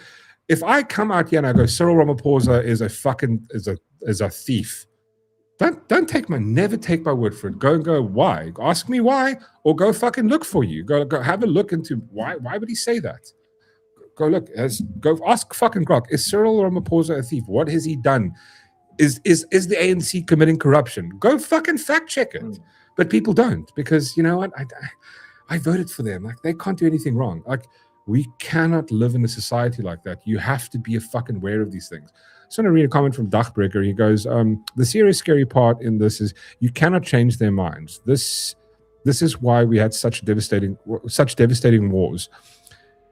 You vote them out, ? They're waiting in the shadows for their chance. We are in the dark times. I think that is. It's like it's you. And this is what they always said the same thing about communism. You can vote yourself into communism. You can't vote yourself out of it. That's the thing. You can't vote. The bureaucracy in this country is so thick. It's like there's no way to get out of it. Like look at America. Like you had Doge, one of the things that just like completely decimating it. And it's just like, because there's so much bureaucracy to protect that the system of corruption, it's the same in South Africa. Yeah. It's the fucking same right here. Like, I mean, we're sitting we had a 2-year Zondo commission. We're in like month 10 of the Matlanga commission. And I mean, it's how much more money is going to cost certain people, but it's never going to get to the top. I just don't think they'll ever get to the top. When it comes to the top, it's like, look at Zuma with the whole vibe of the Pala stuff. It's like Congress wasn't even willing to vote on it because, it's, bro, I don't know. It's really hard to fucking stay positive about this shit. Fuck me, it honestly is. Ghost Stomper says, no, they don't care. They steal your coffee maker and accuse you of doing it. True. Yeah. Also, Felix, nice to see you, mate. Matthew goes, it's true. If it's the NHI time, the ambulance would probably pitch up in 2056. Matthew, if we have NHI, I don't think we'll have ambulances. We're going to have the guy from... The only way to get you to the hospital is you'll have to order 6060, then pay the guy extra to take you to the fucking hospital. That's what you'll have to do. The private sector. Chase makes a very good point, Joe. Yeah. You can never allow your beliefs to form part of your identity. Otherwise, you will never change your mind when given new evidence. This is why voters hardly ever change their habits. That's very true. Very, very, very true. Is your somebody mentioned Dawson, how far are you away from your mic? Is your mic? I think somebody said you're a bit soft, a tiny bit soft. Yeah. Who's soft? No, someone messaged on Discord. Just went like Sean's mic is sounds a little bit far away. Who said it on Discord? Name them. I want to know who this person is. It was sent in confidence.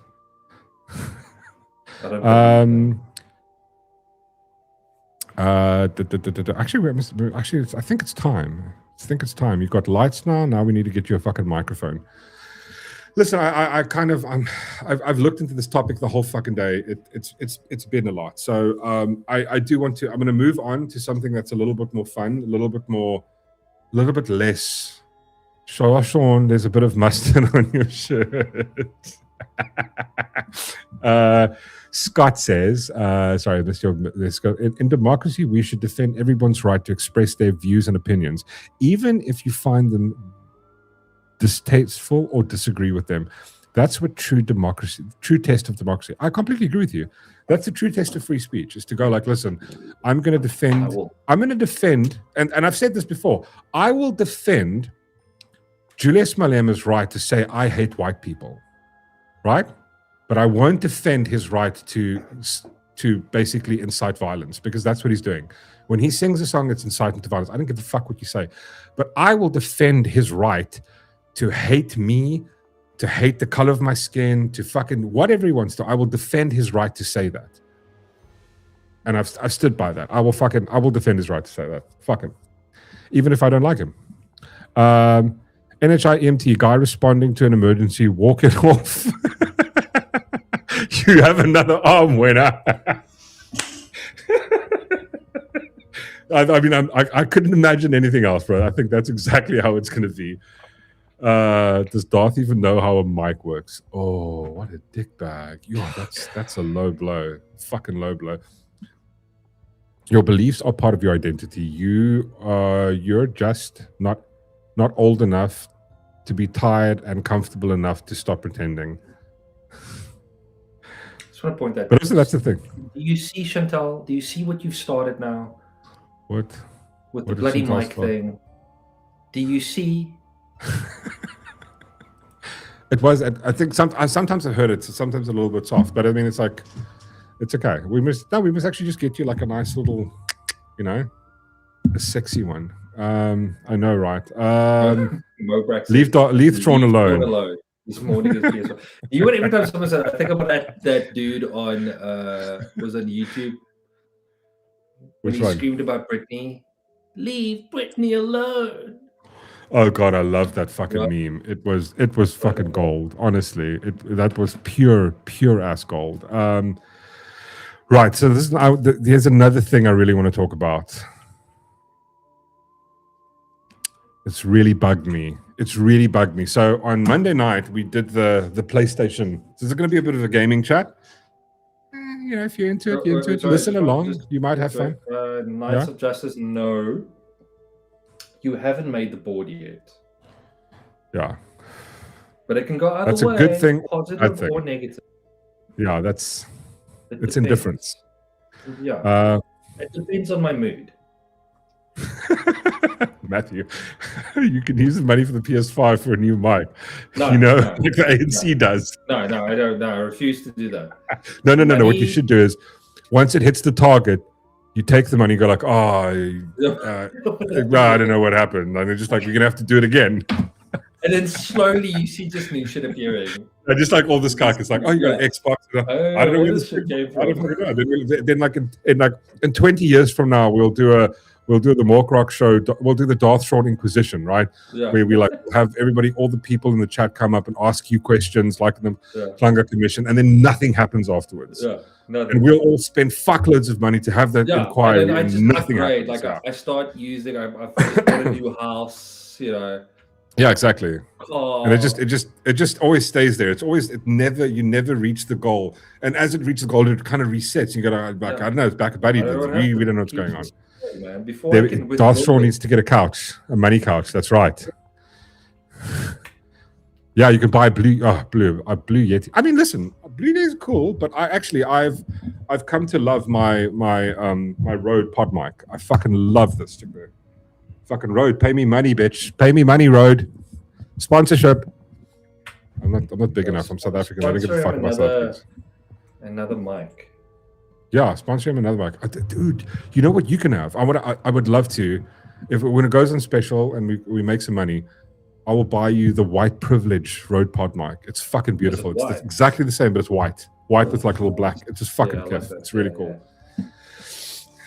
Yeah. What do you mean by casting? I didn't say casting. That's also another way of making money.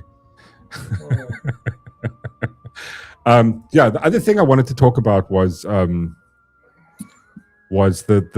fucking. So on Monday night we watched the PlayStation showcase, and I couldn't really give 2 inches. Some of you were there. A lot of you probably weren't there because it was quite late. It was 11 o'clock at night.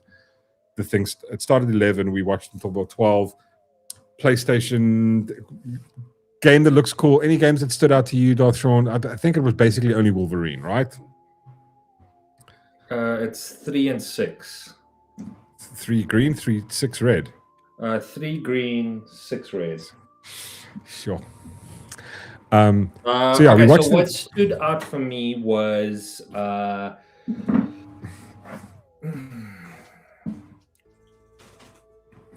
if I had to pick games out of what was shown to me. Right? Yeah. I would go. I'm leaning towards, and I keep in mind, I'm not saying they're good at all. I'm just saying out of the games that were shown to me, I would pick the Wolverine and the God of War, the kitchen version. I would pick those. I do have a point I want to point out because I went to go watch the trailer for Wolverine again today, and I picked up on something. So apparently in the game, when you're getting fucked up, you can use your rage, like you hit a button and you use your rage to do an intense healing. Yeah. But it seems like when you do this, your suit also heals. Also fixes itself for some odd reason. Yeah, I know, right? And it's kind of stupid. Yeah. But then I saw people on X going, well, what do you want him to be naked? I'm like, because that would be more realistic, right? Like maybe have a thing where you can, every time you pick up a heal thing, there's another suit lying there, or like someone sends you a suit or some shit. I don't fucking know. Do something. Have like write it in. Oh, he's got a bit of a nano. He's got nanotype, suit. Nano suit or something that. But for fuck's sake, it's just material that heals. Shut. Yeah. Then, okay, my issue that I have with God of War. Yeah. All right. Because this is what we're talking about. We've got some issues. They've got the new God of War. Should I show them the trailer? If you guys haven't seen, he wants to see the trailer. I mean, I don't have to if you're not into it. I mean, what is? Let me just show you what the gameplay looks like. Just a little bit of the gameplay, and then you guys can make up your mind. It looks really cool. So, hold on, let me just share it. What is seppuku? Is that thing with the? Oh. They take the. Is it that thing? Hi, welcome to Shitty Walk. Take your order, please. Okay, cool. Yeah, it technically did. So let me quickly show you. There's the trailer for the new God of War. I mean, it looks cool. I mean, you guys tell me what you think. Place your soiled garments within me. I actually wouldn't be surprised if I can tell you the truth. If I can tell you the truth. Okay, that's not the someone did that. It's that's not really the trailer. Be surprised. The trailer is as long as the game.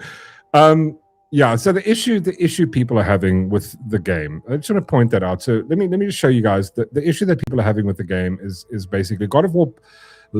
How do I say it? Chantal, I got lectured on saying it. God of War Laufey, yeah. Sparks backlash as David Jeff rips new Faye game. The David Jaffe, whatever the fuck his name is.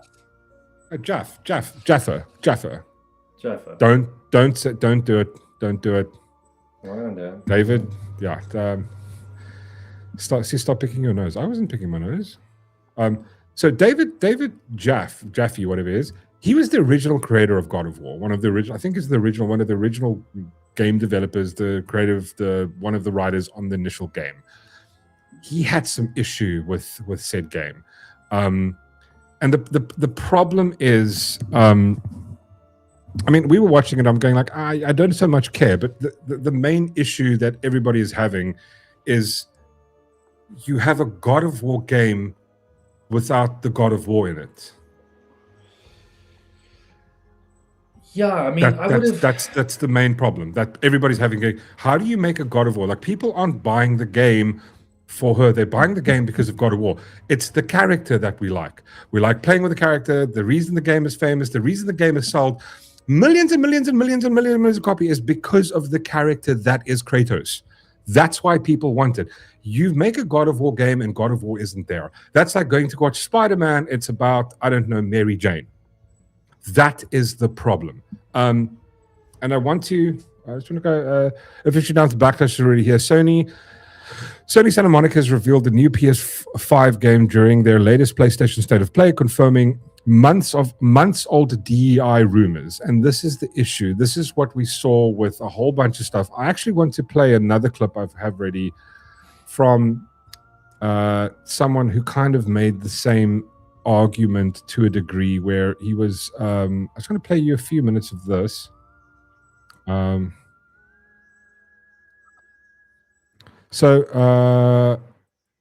This was people have had issue with the whole concept of pushing in sort of the female side character that's got nothing to do with it.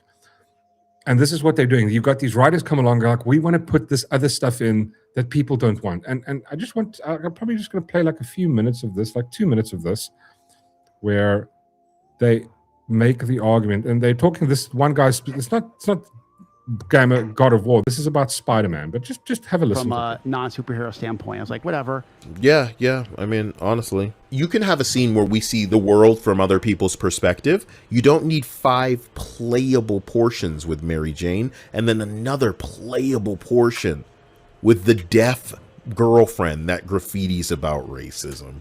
You don't need it. No. we're gonna do it. We're gonna do it. We're gonna look at the criticism. I know they don't like it, and we're gonna do it because it would be a cop out to not do it. We're doing it. We're doing that. We don't like that when you do that. I know that you don't like it. We're doing it. It would be a cop out to not do it.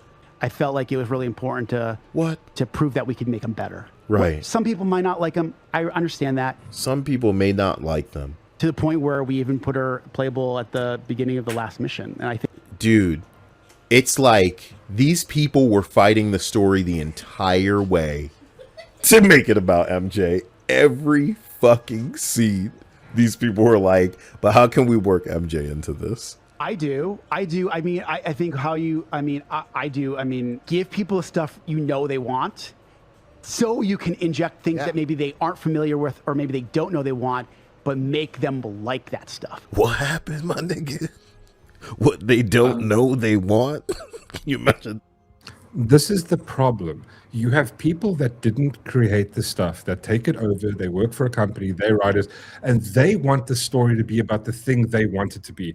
So think of it like this. You, Darshawn, go work for, I don't know, they're making a new Venom game. You don't like Venom. You think Venom, the character, well, pick any fucking superhero. Pick a superhero. Let's go with Venom. Venom. You don't like Venom. You go work for there's some side character, you're going to push that.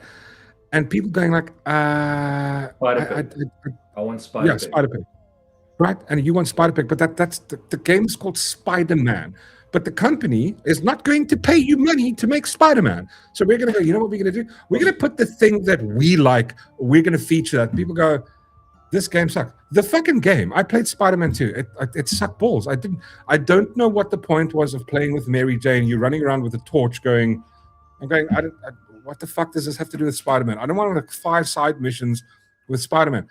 People want to play God of War because of Kratos. That's the thing. And that's the argument they have. I'm not that much fucking bothered about. To me, it's like, okay, cool. I still enjoy the game. I still like a good story. Okay, but so I have other criticisms. Argument, I agree with what you're saying. 100% agree. I think we've seen so many times where a franchise has been doing so well. Good example for me is the Indiana Jones series. But it's the same thing. It's the same thing that happens in movies. And I just carry on. So right at the end, then they introduced like the female version because that's where they want to go. Kathleen Kennedy's agenda, blah blah blah blah. Yeah. I'm just going right. You're riding the coattails of a successful franchise. This is what you're doing now. Why not just call it Goddess of War? Yeah. Standalone. You can create your own motherfucking series.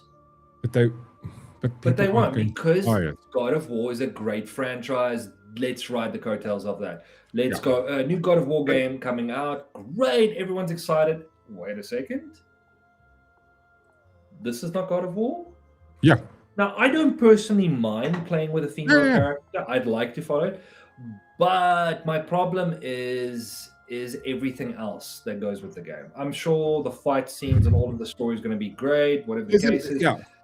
But make it a standalone thing completely away from God of War if you want to. Goddess of War, call it what it is. Yeah, call it whatever you want. I'd still go play it. I'd probably still go play it. Maybe I won't buy it on launch. Yeah. But the problem is when I watched the sort of a lot of the because what Santa Monica Studios did is they pushed out a whole lot of publicity, right? They're throwing the fucking kitchen sink at this, and they're going, no. What their initiatives? They wrote the story from the beginning, and they wanted her to also be about her. It's like we don't really that much care about her, and there's a couple of issues that we have. You've had one introduction with her, sort of, not even. Yeah, she's like a throwaway character. We saw her for she appeared in the first game like twice. We're going, now it's like the whole story is about her. We don't why make it about the kid rather. Yeah, I know the child. The reason people like God of War is because they've had fucking 20 years, like since PlayStation 1 or was it 2, where they had that's how far it's come. That's why it's successful. It's an IP that exists. It's a story that people care about. Now you're going, well, we kind of want to tell you this story. You're going, I don't fucking care about that story. And a lot of people are going, well, they don't care. That's the problem, I mean, right? why couldn't they do a thing where they introduced a DLC version of it? I can tell you why.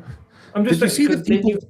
you use it like that, see what the hype is, see where people are coming from, and then you can build your whole game and stand alone, calling it whatever you want to call it, Goddess and Cube, whatever the fuck.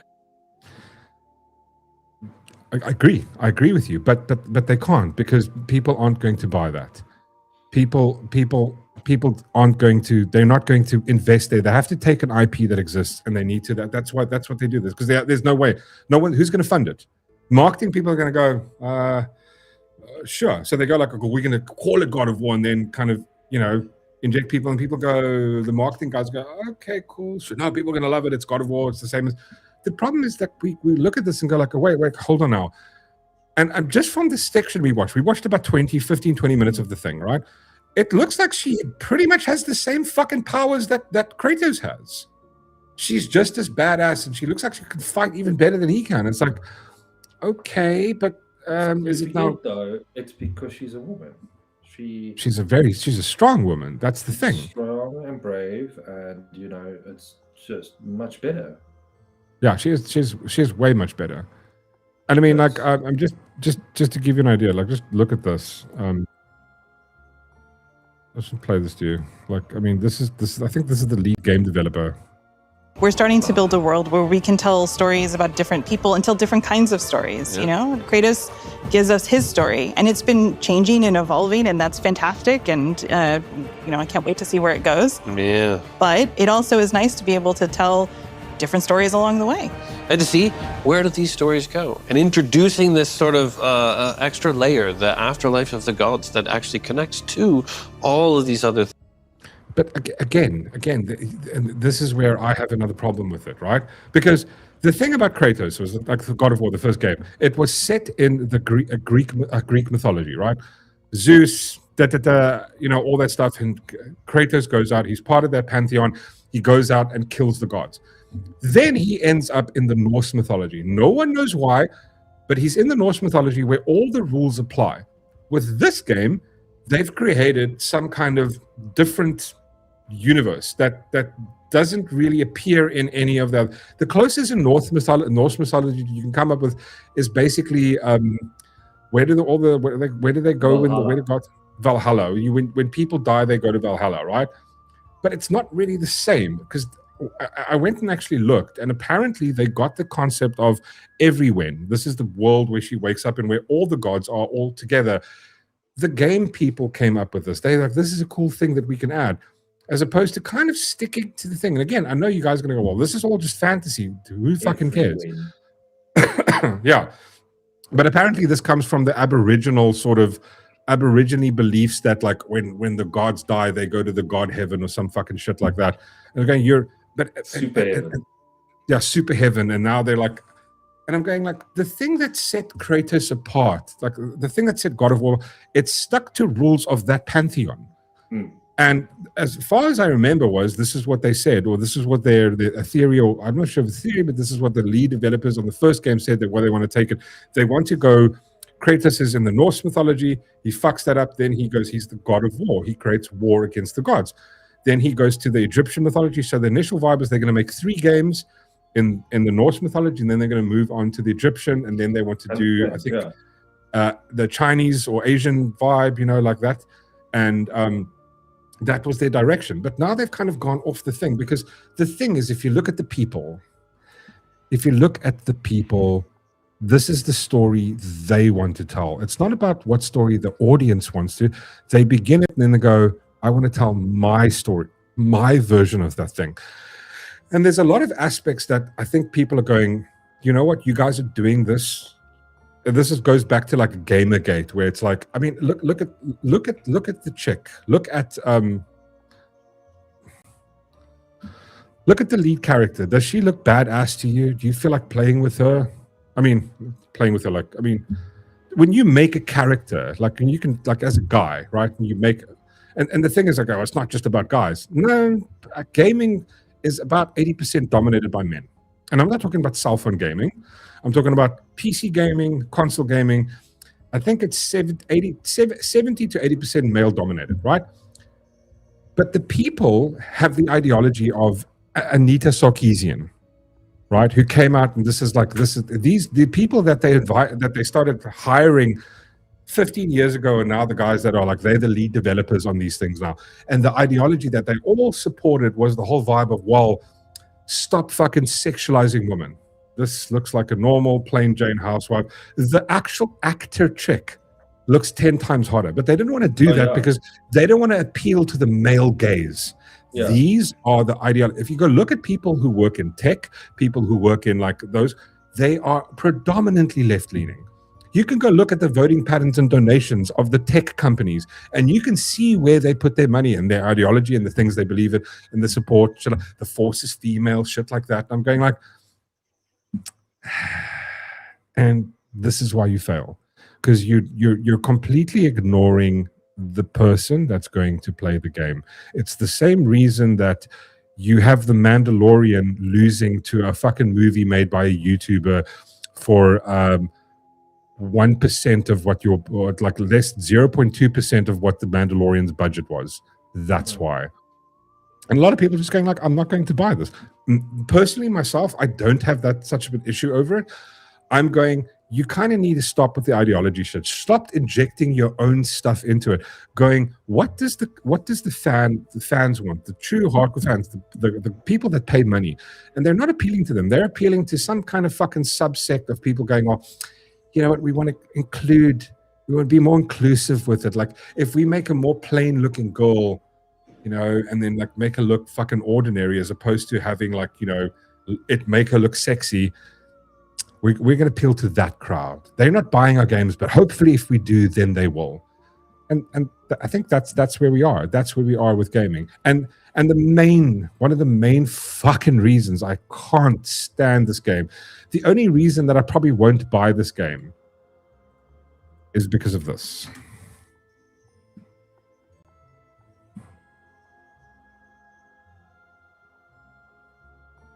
Yeah. I don't understand what the Jello cube has to do with. We played the game together. It was the Guardians of the Galaxy game. Remember that game? Yeah. At one point, you get a weird monster with it's like a cube, and you shoot it, and then it breaks to smaller cubes, and you got to kill those, etc., etc. This is what this feels like to me. It feels like a Guardians of the Galaxy character thrown into this. Yeah, but I mean, from what mythology is a cube from? Now, I think Shantalu made a good argument, and she said that the reason she was speculating. She thinks the reason that maybe they've introduced the cube is because the actress who plays plays Laufey is a massive what? Faye. The reason she is the reason they've introduced the cube could be speculating is that she's a massive D&D fan, and there's like a cube style character. Is that what? I'm not bastardizing this. Kind of that's what the premise of what you said, right? There's a cube kind of character within D&D, and that's why they've introduced it almost like as a fan. It's like, you know, like it's like a little Easter egg for the fans. But I'm going like, to what point? Like it has no. Rather do it as a cameo or something. But I mean, I don't appreciate it.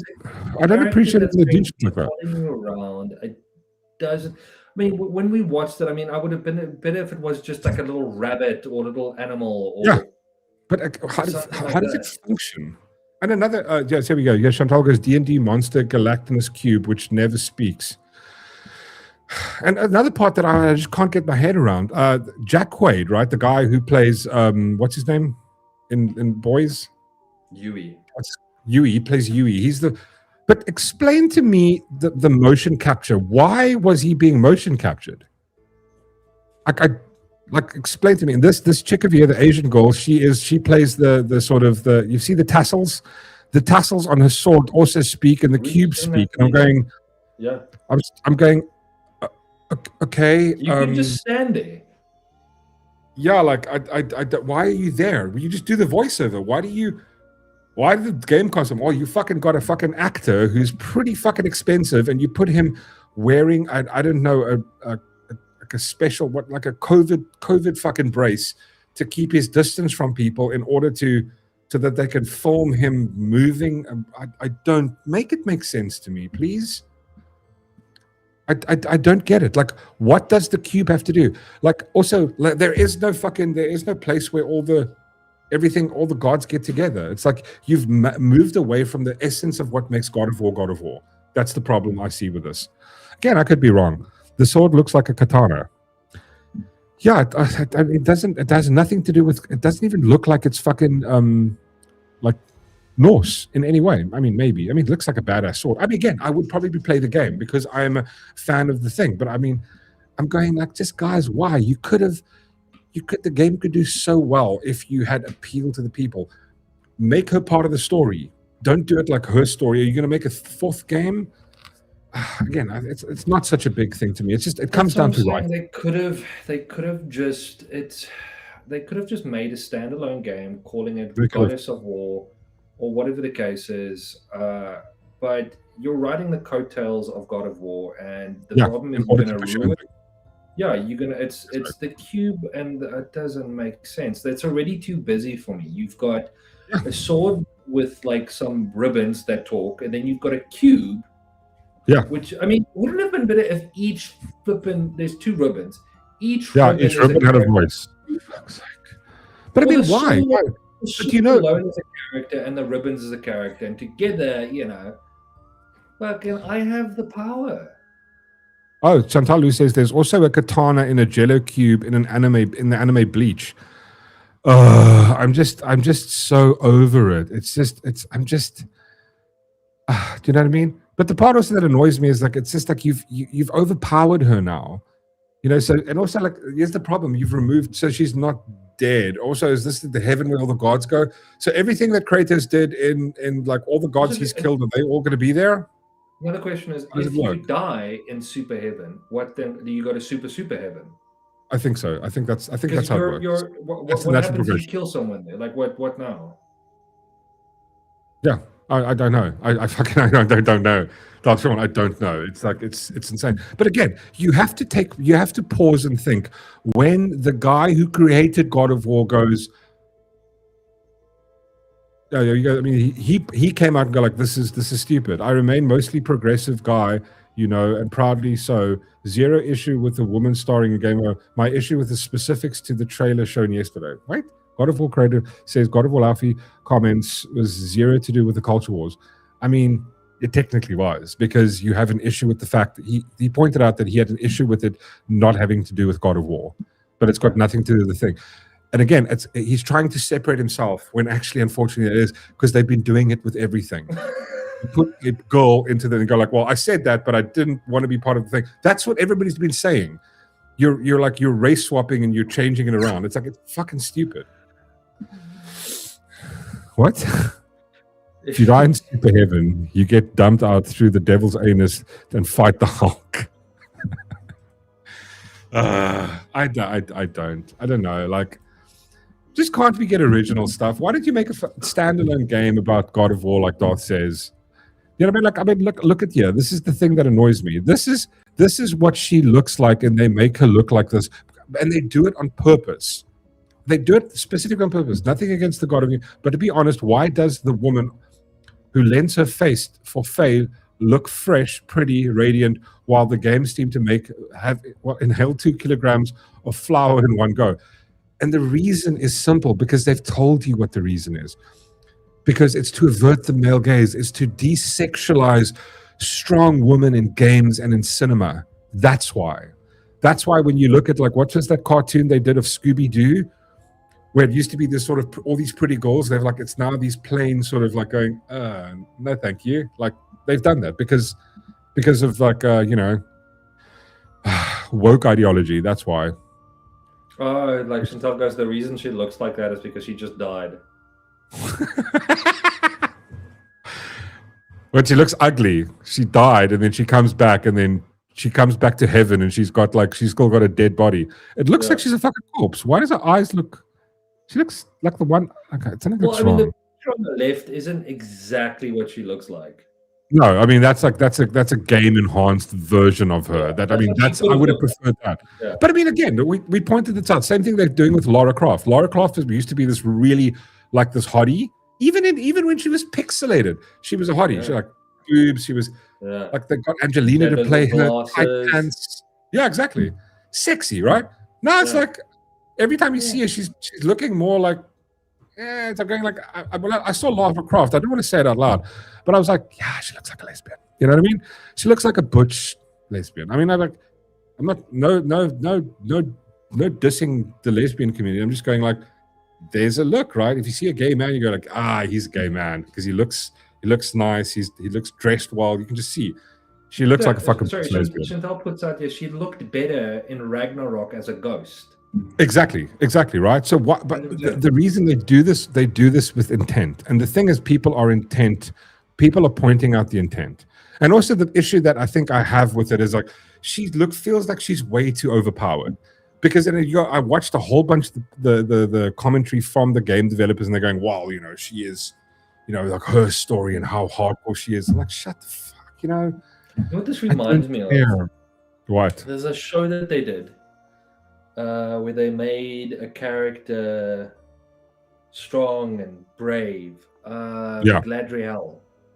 Yeah. Oh yes, Guy Gladriel. That's what it feels like to me.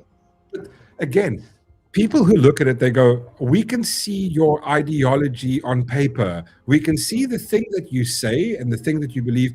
We can see you enact that because you have that whole vibe. Look here." This is what they're upset about, because you did it with here, you did it with here, you did it with here, you did it with here, you did it with here. You're going, this is a trend that you're doing in gaming.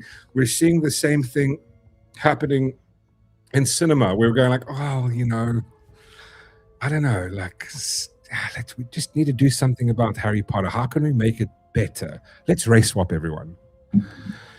Because how dare we stick to the original idea or the concept of the thing? And again, now I'm going to connect the dots for you. You have stuff like this, which is our culture. It ends up in things like you see in, and again, it's going to be a leap, but maybe you'll get there one day because you maybe have to see the dots connecting. These things end up becoming legislation, like you see in England, where they have police guidelines of how to treat people. Because they're doing the same. We need to uplift women. Men are bad, uplift women. People of color are good. We need to, even if we race swap them, it doesn't matter. We need to do that. And then you start seeing those policies in legislation, like you see in South Africa. Because again, the concept of what's it called? The concept of restitution. You know what I mean? What they have with like correcting the evils of the past by going, giving a leg up to unfortunate people from disadvantaged backgrounds. That's going to fix thing that the people that are alive today that didn't do it to them, but they got a leg up. We need to give them a leg down. They need to take it. We're going to cut their leg off. We're going to give these people a leg up. That's where this comes from. That's how you influence a population to believe a said thing, is if you do shit like this. And you do it subtly. So it becomes a belief structure from a young age. And you're going to go, it might sound too far-fetched, Mork. But again, go look at it. Go back and look. It's slowly suggesting stuff to people. Slowly pushing little things like that. Totally. They're 100% Dagbreker. I was literally going to say that. Politics is upstream from culture. And this is what they do. It's called... I've never thought about why a TV program is called a program and not a TV show. Because it's built to program you. It does it subtly.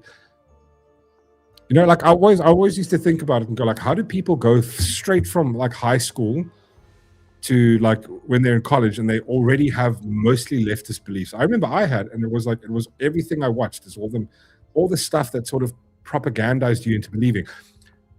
Do you remember Captain Planet? I do remember Captain Planet, yeah. I would blame Captain Planet for a generation of people believing that climate is the biggest issue in the world. And there's a lot of people do it because that thing. I remember when Captain Planet started, I had more and more people, oh my God, the environment, and we need to stop polluting. And again, good, but it's that influenced people. Something as silly as a childhood show. Anyway, Captain Planet, he's our hero. Gonna take pollution down to zero. Sorry, I didn't read the comment from Ghost Stomper. What did he say? Oh, we need a Discord update on Back Buddy. All right. No, we need a Discord update and a Back Buddy update before you. Let's do a Discord update. We haven't looked at stuff. Oh shit. Thank you, Ghost Stomper. 100% on the money, good sir. Leave God alone. There's another one. There's another 2 further up. Oh, fuck the memes, bro. The memes is what does it. Oh, God, that's fucking hilarious. When your PS stops making jet engine noises. Starts to fume. Yeah. That's pretty much the feeling. Yeah.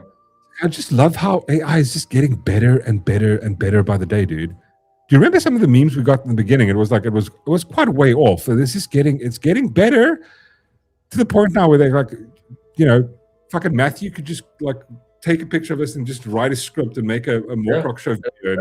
And like you said bad things about these people. I'm like, no, I didn't. Like, no, it's on fucking internet. You won't be able to tell the difference. Yeah, right.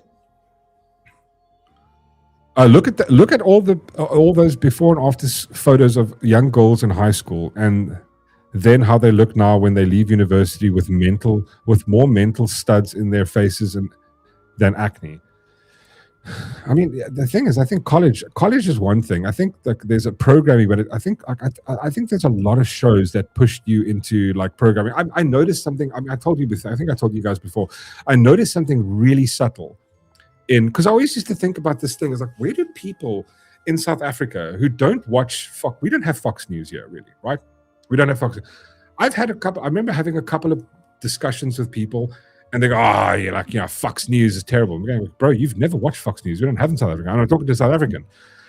I go, where did you get that idea from? You just heard someone else say that. And then I noticed there was 7 or 9 times in Friends where they make this sort of offhand comment about someone mentions, it's like you're from Fox News or something, and then ha ha ha ha, and then the crowd laughs. And we're going like, okay, so, but why? Because these are things that they put into you, going, it's like anybody in the UK who's against this, if you're not for affirmative BE, then you are by definition racist. And if you keep telling people this, eventually they're going to believe this bullshit. I've been addicted to watching Al Elliott pay. Elliott.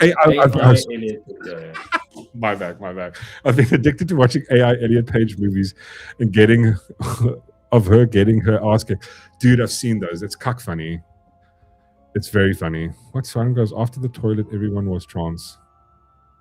After the toilet, everyone was trans. I don't get it, Shradam. What do you mean? Did I miss a joke there?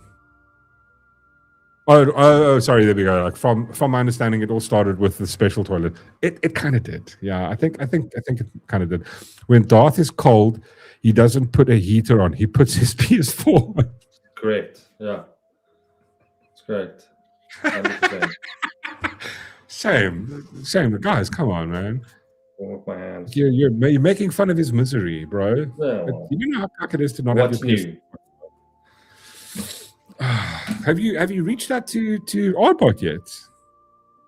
I have messaged him today. I got so busy, I haven't responded yet. We're in the introduction stage. Even maybe you can even just like you can like what is it called? Pedo it to him, and then he can have a look at maybe it's something the guy can do, and like maybe he can fix it for you, or at least just it would be nice to even like get it back. It's sort of function, and you can I would do the thing where I frame, because I've got my PS3 in the cupboard. I put it back in its box because I just don't have space for it, and I've got my PS5 and then my PS4 next to it. I've never actually even turned my PS4 on anymore, which is kind of nice, but it just looks nice. It's like my little game console thing looks kind of balanced. His PS overheats. What am I? What the fuck is going? What am I? What are you laughing? I'm sorry. What? I didn't. I missed it. I don't know. I'm not sure. I was laughing at 1044. My PS2 is better than Data Sean's PS4. And I'm actually going to agree with you. It most likely is. Do you know why? Because yours can actually run without overheating. I know. Is it? Do you think it's? Well, I mean, no, I'm not going to make that joke. Sorry. Oh, I almost stepped in it. What did I get a Biden for being tarded? Thanks. Wait, you have an unused PS4 and you didn't send it to your brother. Right? I'm not gonna. Glad the chat is picking up on the emotional abuse that I get from Mork. Listen, I have friends. Wait. Let me make my argument. I have friends. Hold on. I have friends with kids that come over from time to time. I'm not going to say their names. Sometimes you guys watch the show, but listen, I'm not letting them play on my fucking PlayStation 5. Fuck off, right? That's why the PS4 is there. So that when I take the controller and go, your friends' kids, right, get to play on the PlayStation 4. Me struggling. I didn't even get. I just want to point at Ghost Stomper. No, he hasn't. How do you know? How do you know I haven't? I can see who donates. Well, I mean, maybe it was an anonymous. I don't know. Maybe it's a bank transfer. Maybe it takes like 7 days to clear. I have no idea. I'm just gonna throw that out there.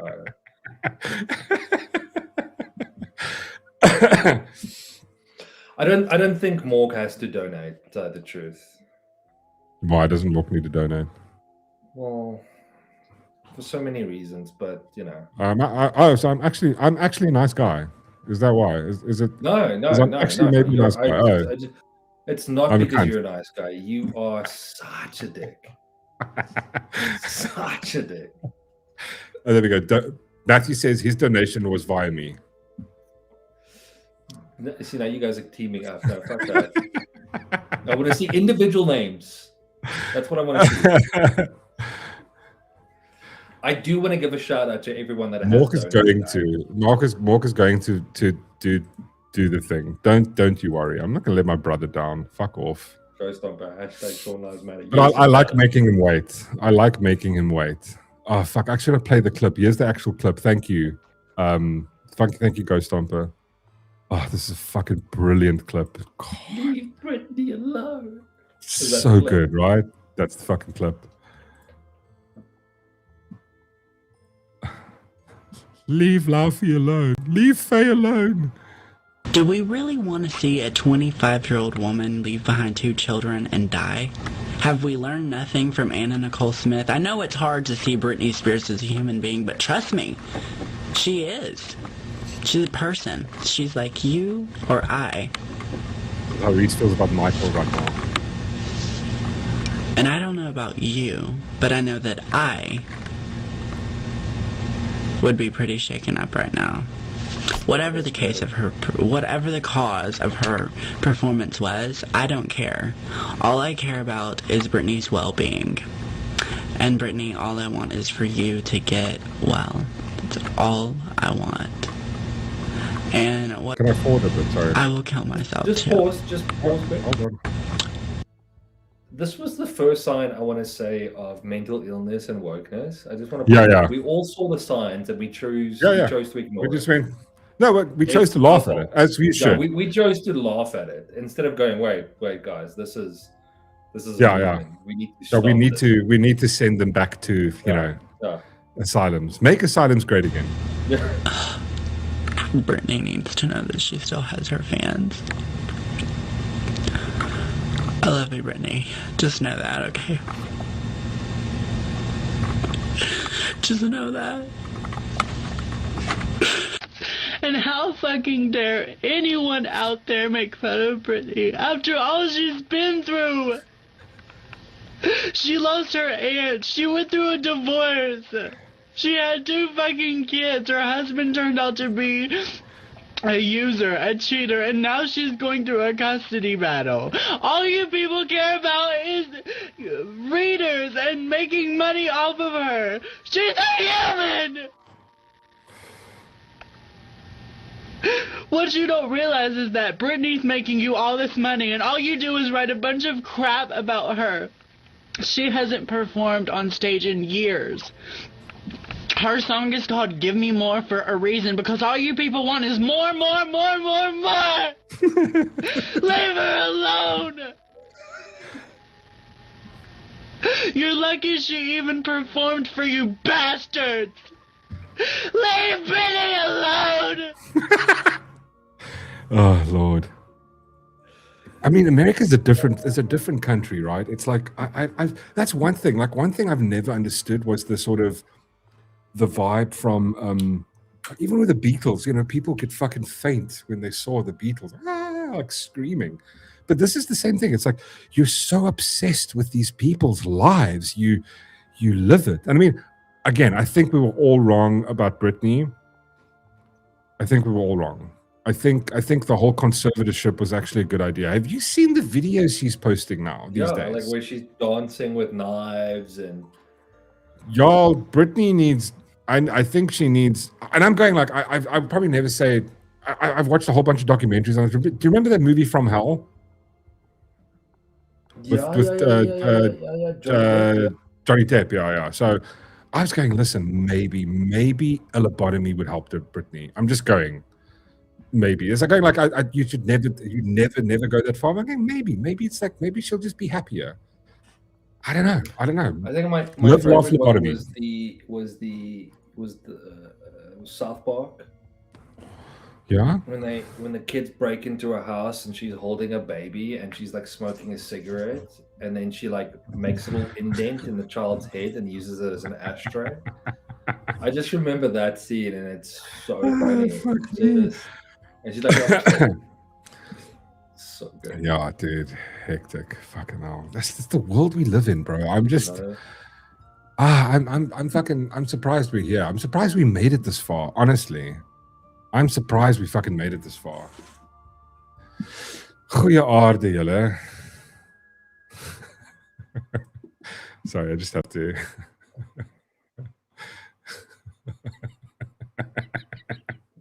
So yeah, there was a whole situation with people throwing bins at the cops. It was just, bro, the memes are fucking at this next level. Yeah, that was a rough. That was, dude, it's one of those things where it kind of affects you. Like you can't unsee it. But I think we're also getting numb to it. You know what I mean? Just the violence and the fucking evilness of people. Is your neck sore? Well, I don't sleep well. My neck hurts. So. I had a thing for almost 6-7 months. I had like a vibe where I think I slept wrong once and I had a pillow issue, and then I went through a thing where I got like just keep changing pillows, and to the point where I'm like, no, I have not had it for more than a year and a half. And I think it's a pillow, not your bed, maybe. My pillow's fine. Like it's a good pillow. Like it's just like during the night as I'm moving about. Yeah. Like I'll sleep on my side and then I'm like in a deep sleep and then like I'm sleeping wrong and then I wake up and my neck is just there. There isn't, because I'm a mover. Like I sleep on my back, then I sleep on my side, then I sleep on my back. Yeah. But the problem is when you sleep on your back, you want a low pillow. When you sleep on your side, you need it because I mean like this is my shoulder. Yes. So that's the problem. Then you sleep, you wake up in the morning, you're like, what the fuck, dude? Yeah. And then the older you get, the more hectic it is. I mean, get body stress release. There we go. Are you offering there, Chantal? I mean, TR, sorry, not Chantal. Skynet is going to fuck us, but true. Kevin says, Mork, why are individuals with mental illness and cognitive disabilities allowed to live independently in the community rather than being institutionalized? And so, I don't know. I don't know why we're doing that. I think there used to be like, to be honest, I think the reason is suicidal empathy, where you're going like, we've gone like the whole vibe of, well, they have rights. And I think they've taken that to the brink of too far. I think that's why, Kevin. I think that's what they've done. They've gone, listen, we support the concept of rights only when it kind of suits us. But the thing is, if you follow it to its logical conclusion, we're allowed to take rights away from certain people, and some people we're not. Like South Africa, it's fine to violate the rights of, people who looked like other people looked 100 years ago, and because they enacted apartheid, we can somehow now, disadvantage them in order to advantage other people. And I think it maybe could be that. I mean, it's kind of a deep philosophical question, I think, or maybe it isn't. But yeah, I don't know. I think, yeah, maybe it's because we're sympathetic towards them. But again, it's like, is it sympathy? Is it helping them? Is it good to have someone who is mentally unstable just be allowed to go out in the world? I mean, like our grandmother, she like, I mean, I think at an old age, she's got a bit of Alzheimer's, right?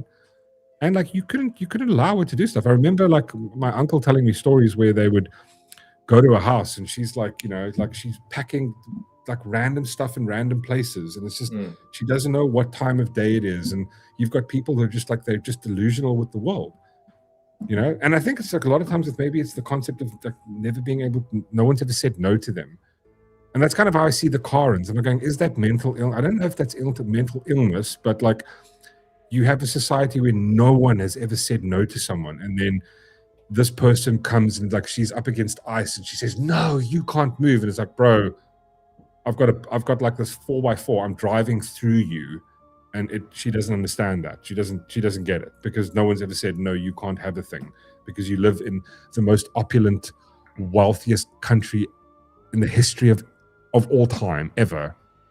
AJM, we were talking about you early. AJM, just for the record, I wanted to point out that you were the one that changed my mind on Michael Jackson. And we were chatting about it early. I think Reese was upset because Ronaldo thinks that Michael Jackson's still a kiddie diddler, and you were the one that gave me a compelling argument to change my mind on that one, and I think I agree with you. But so thank you. A wise man changes his opinion when presented with new. For entertainment purposes, Yes, I'm going to disagree with you and AJM on MJ. Michael Jackson, just for entertainment purposes. You Just think he's yeah. Okay? You think he's a child diddler? Yeah. Man, it was weird that he created a Neverland vibe, right? Neverland, yeah. Right. And also, I think it's like a weird incident where like the time he had the baby at the window, it was kind of awkward.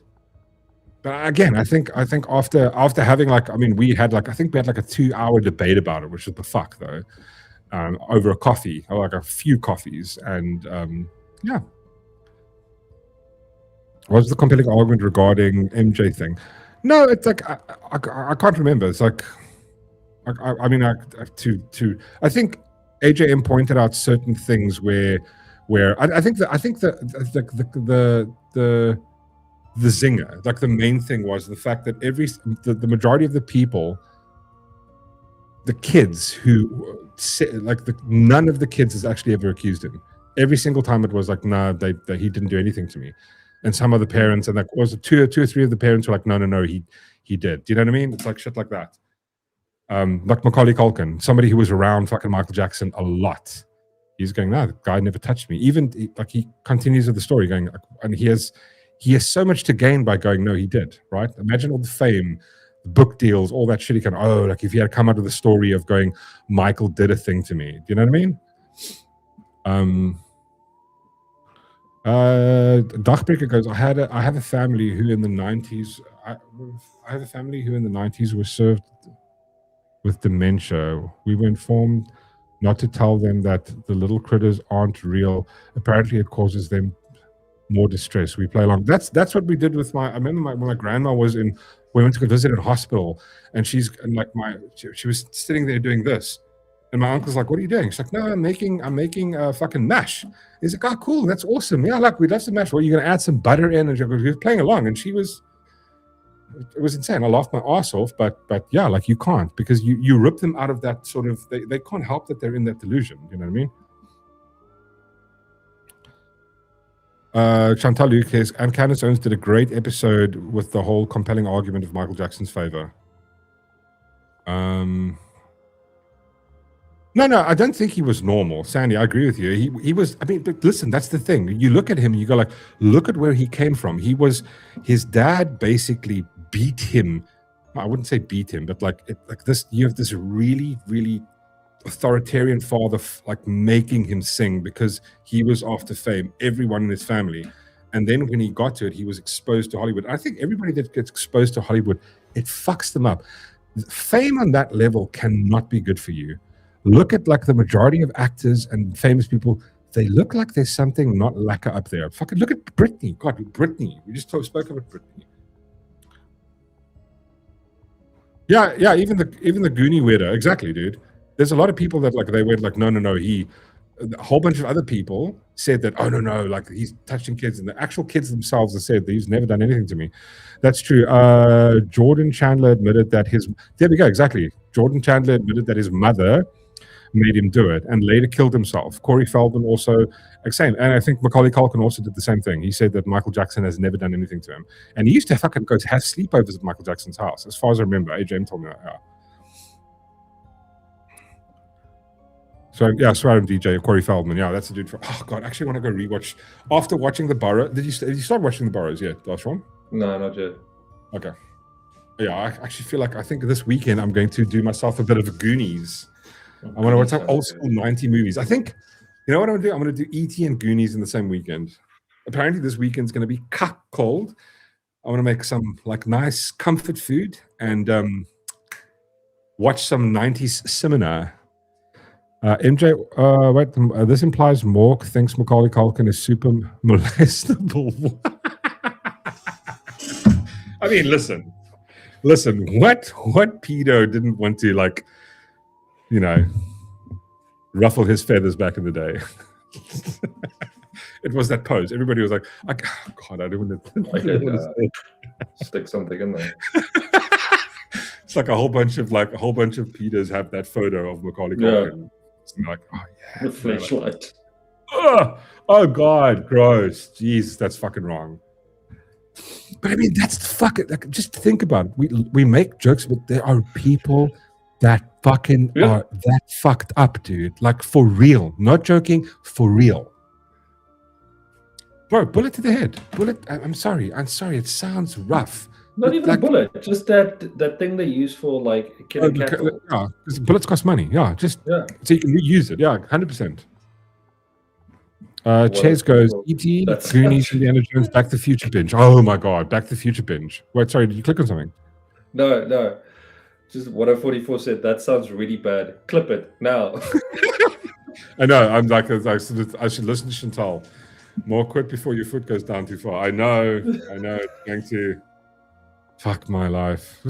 I saw that clip. Who sent me? Somebody sent me. Keanu sent me the clip of the one night where I read that comment wrong. You go, you still before I read the comment. You go, don't read the comment. I'm like, read the comment. Then you read it. Yeah.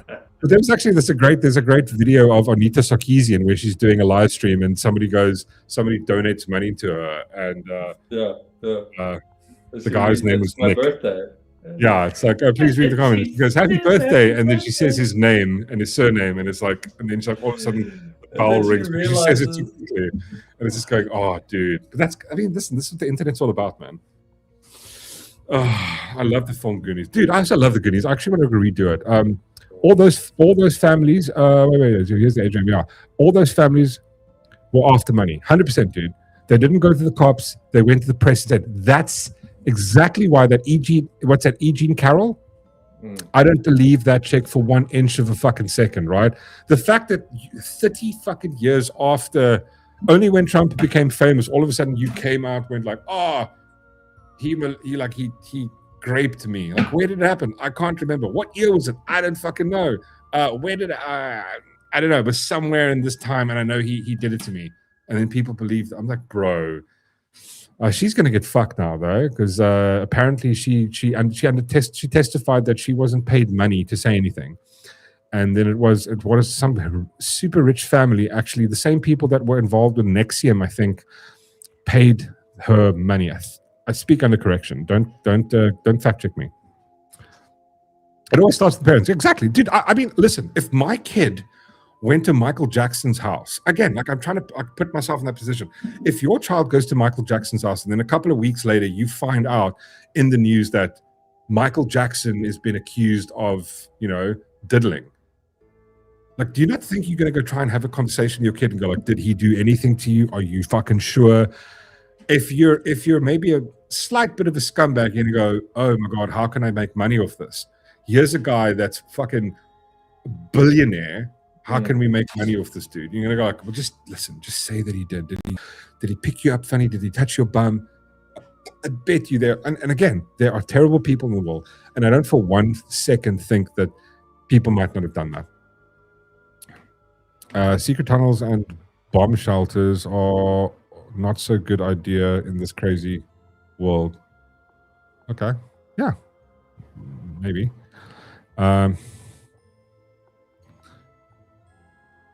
Yeah, exactly, dude. Yeah. No, there's so many holes in that entire fucking story, 144. It's completely shit. Oh, dude. I actually watched Lost Boys like a few months ago. It's still quite a kiff movie. You know what I did? You know what I did fuck up, though? Because Chantalu was talks about Buffy quite a lot, right? Yeah. I went and got the original. You know, before the series came out, there was the Buffy movie. Oh, yeah? I've made it in about 10 minutes. It's pretty fucking bad. It's pretty bad. It's got Kirsten something in it and Luke Perry. And I was going like, no. I'm gonna go watch it just to get that 90s vibe. I wanna go do it. It's a bit hectic though. God. Aaron Carter's. Wait, I was supposed to see there was a comment from HMS. Notice how they all go after MJ's estate when they're making money. New movie, new allegations. Yeah, exactly, dude. It's money. It's fucking money. No one's gonna go after some broke person. Oh, you know what? That guy that's really poor. He diddled my kids. No one fucking cares. Aaron Carter's mom and the FBI tried to get him to say bad things about. I remember that. Yeah. That's what I think. AJM played me the clip where he exposes them, going like he chins his mother about it or something.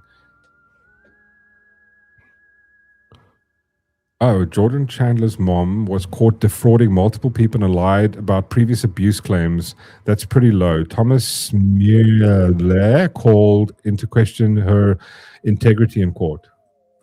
Yeah, no, but it's just money-hungry people. And again, I think the whole, if you understand almost like his fucked up psychology, like the psyche of him, even though he's this like weird guy, I'm all about the kids, and it's like, yeah, he's this. I think he was this like almost beaten down shadow of what he was as a child, like forced to do this stuff where he's this overly sensitive, like broken person, and like he cares, and he obviously we watch and he's like, I care about the kids. It's like, oh dude, that sounds creepy, like it's, but from his point of view, it's like maybe he had a insight to if we know what, like we know now post all of this, we know what shit has been going down. Look at Diddy, Jeffrey Epstein, what's the other guy from Weinstein? Isn't there a recording of Michael phoning someone and he's warning them about the island? He goes on about the island. I've heard about this too. Yeah. I think that actually happened. Yeah. Yeah, the Backstreet Nick little brother became a junkie. Okay. The Buffy movie is hilarious. I have to take it with a pinch of salt. Josh Whedon actually did that. Josh Whedon hated what they did to the script. Yeah, back in the day they used to do that. Hey, they didn't have much to say. Here's the script. We're going to make this. We're going to make it the way other movies are made. But I actually want to go finish watching it. I think it was quite cool. Michael Jackson was awesome though. I'm glad I wasn't him. Yeah, I think the whole, making yourself wider was a weird. Yeah, there we go. Exactly, dude.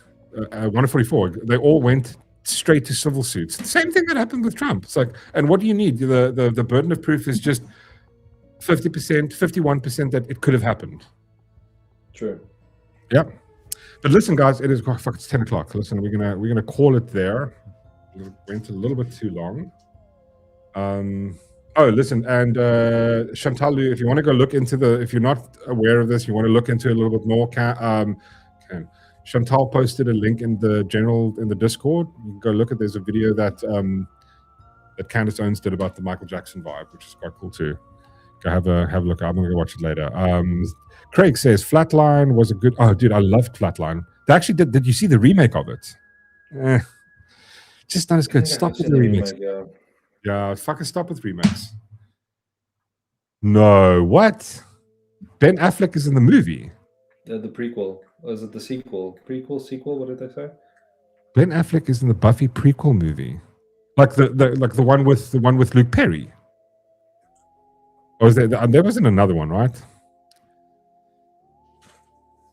Anyway, guys, that was really fun. Darth Sean, thank you so much. And also, please, guys, don't forget, if you feel generous, think about Darth Sean. I mean, look there. He's nothing on his walls. He's got a Bergie, comedy us on. He's got nothing to play with. I mean, he showed me a photo of his dick the other day, and it looks rough. That's all he has at the moment. Doesn't have anything else to play with. So if you do feel, whether it be a $5, a tenner, $100, it's his birthday month. Let's donate to the good man if you can. Help him game, because he's got a goal. He wants to start doing some Kif game streaming. It'll be actually awesome. Yes, AJ, if I have a PS5 as a doorstop, you.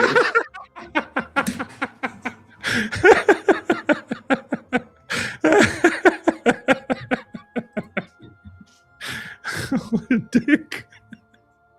He needs a wife. Well, PlayStation first, then he's going to work himself up to there. He's going to find himself one of those nice Betties that Matthew is sort of hoarding.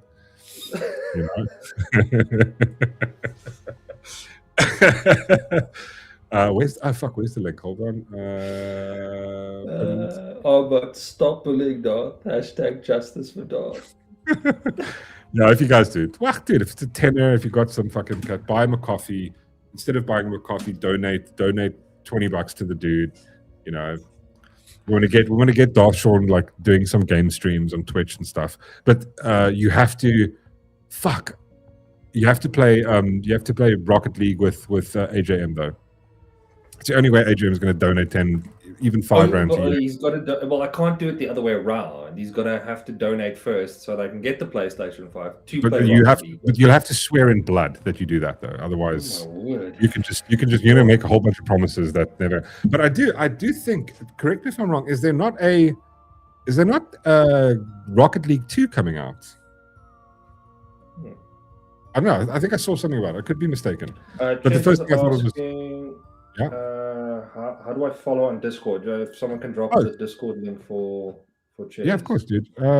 Chairs. Here we go, dude. Also, then, Arbot, I will message you tomorrow. My day got a bit run over today, so I'll chat to you tomorrow. I'll carry on. Sorry, I got so busy today. Wait, hold on. Where's this? Dealing with emotions. Hold on. Let me do this. I am being retardo. Sorry. Let me find it. It's in the chat. My parents are cousins, so I'm really slow.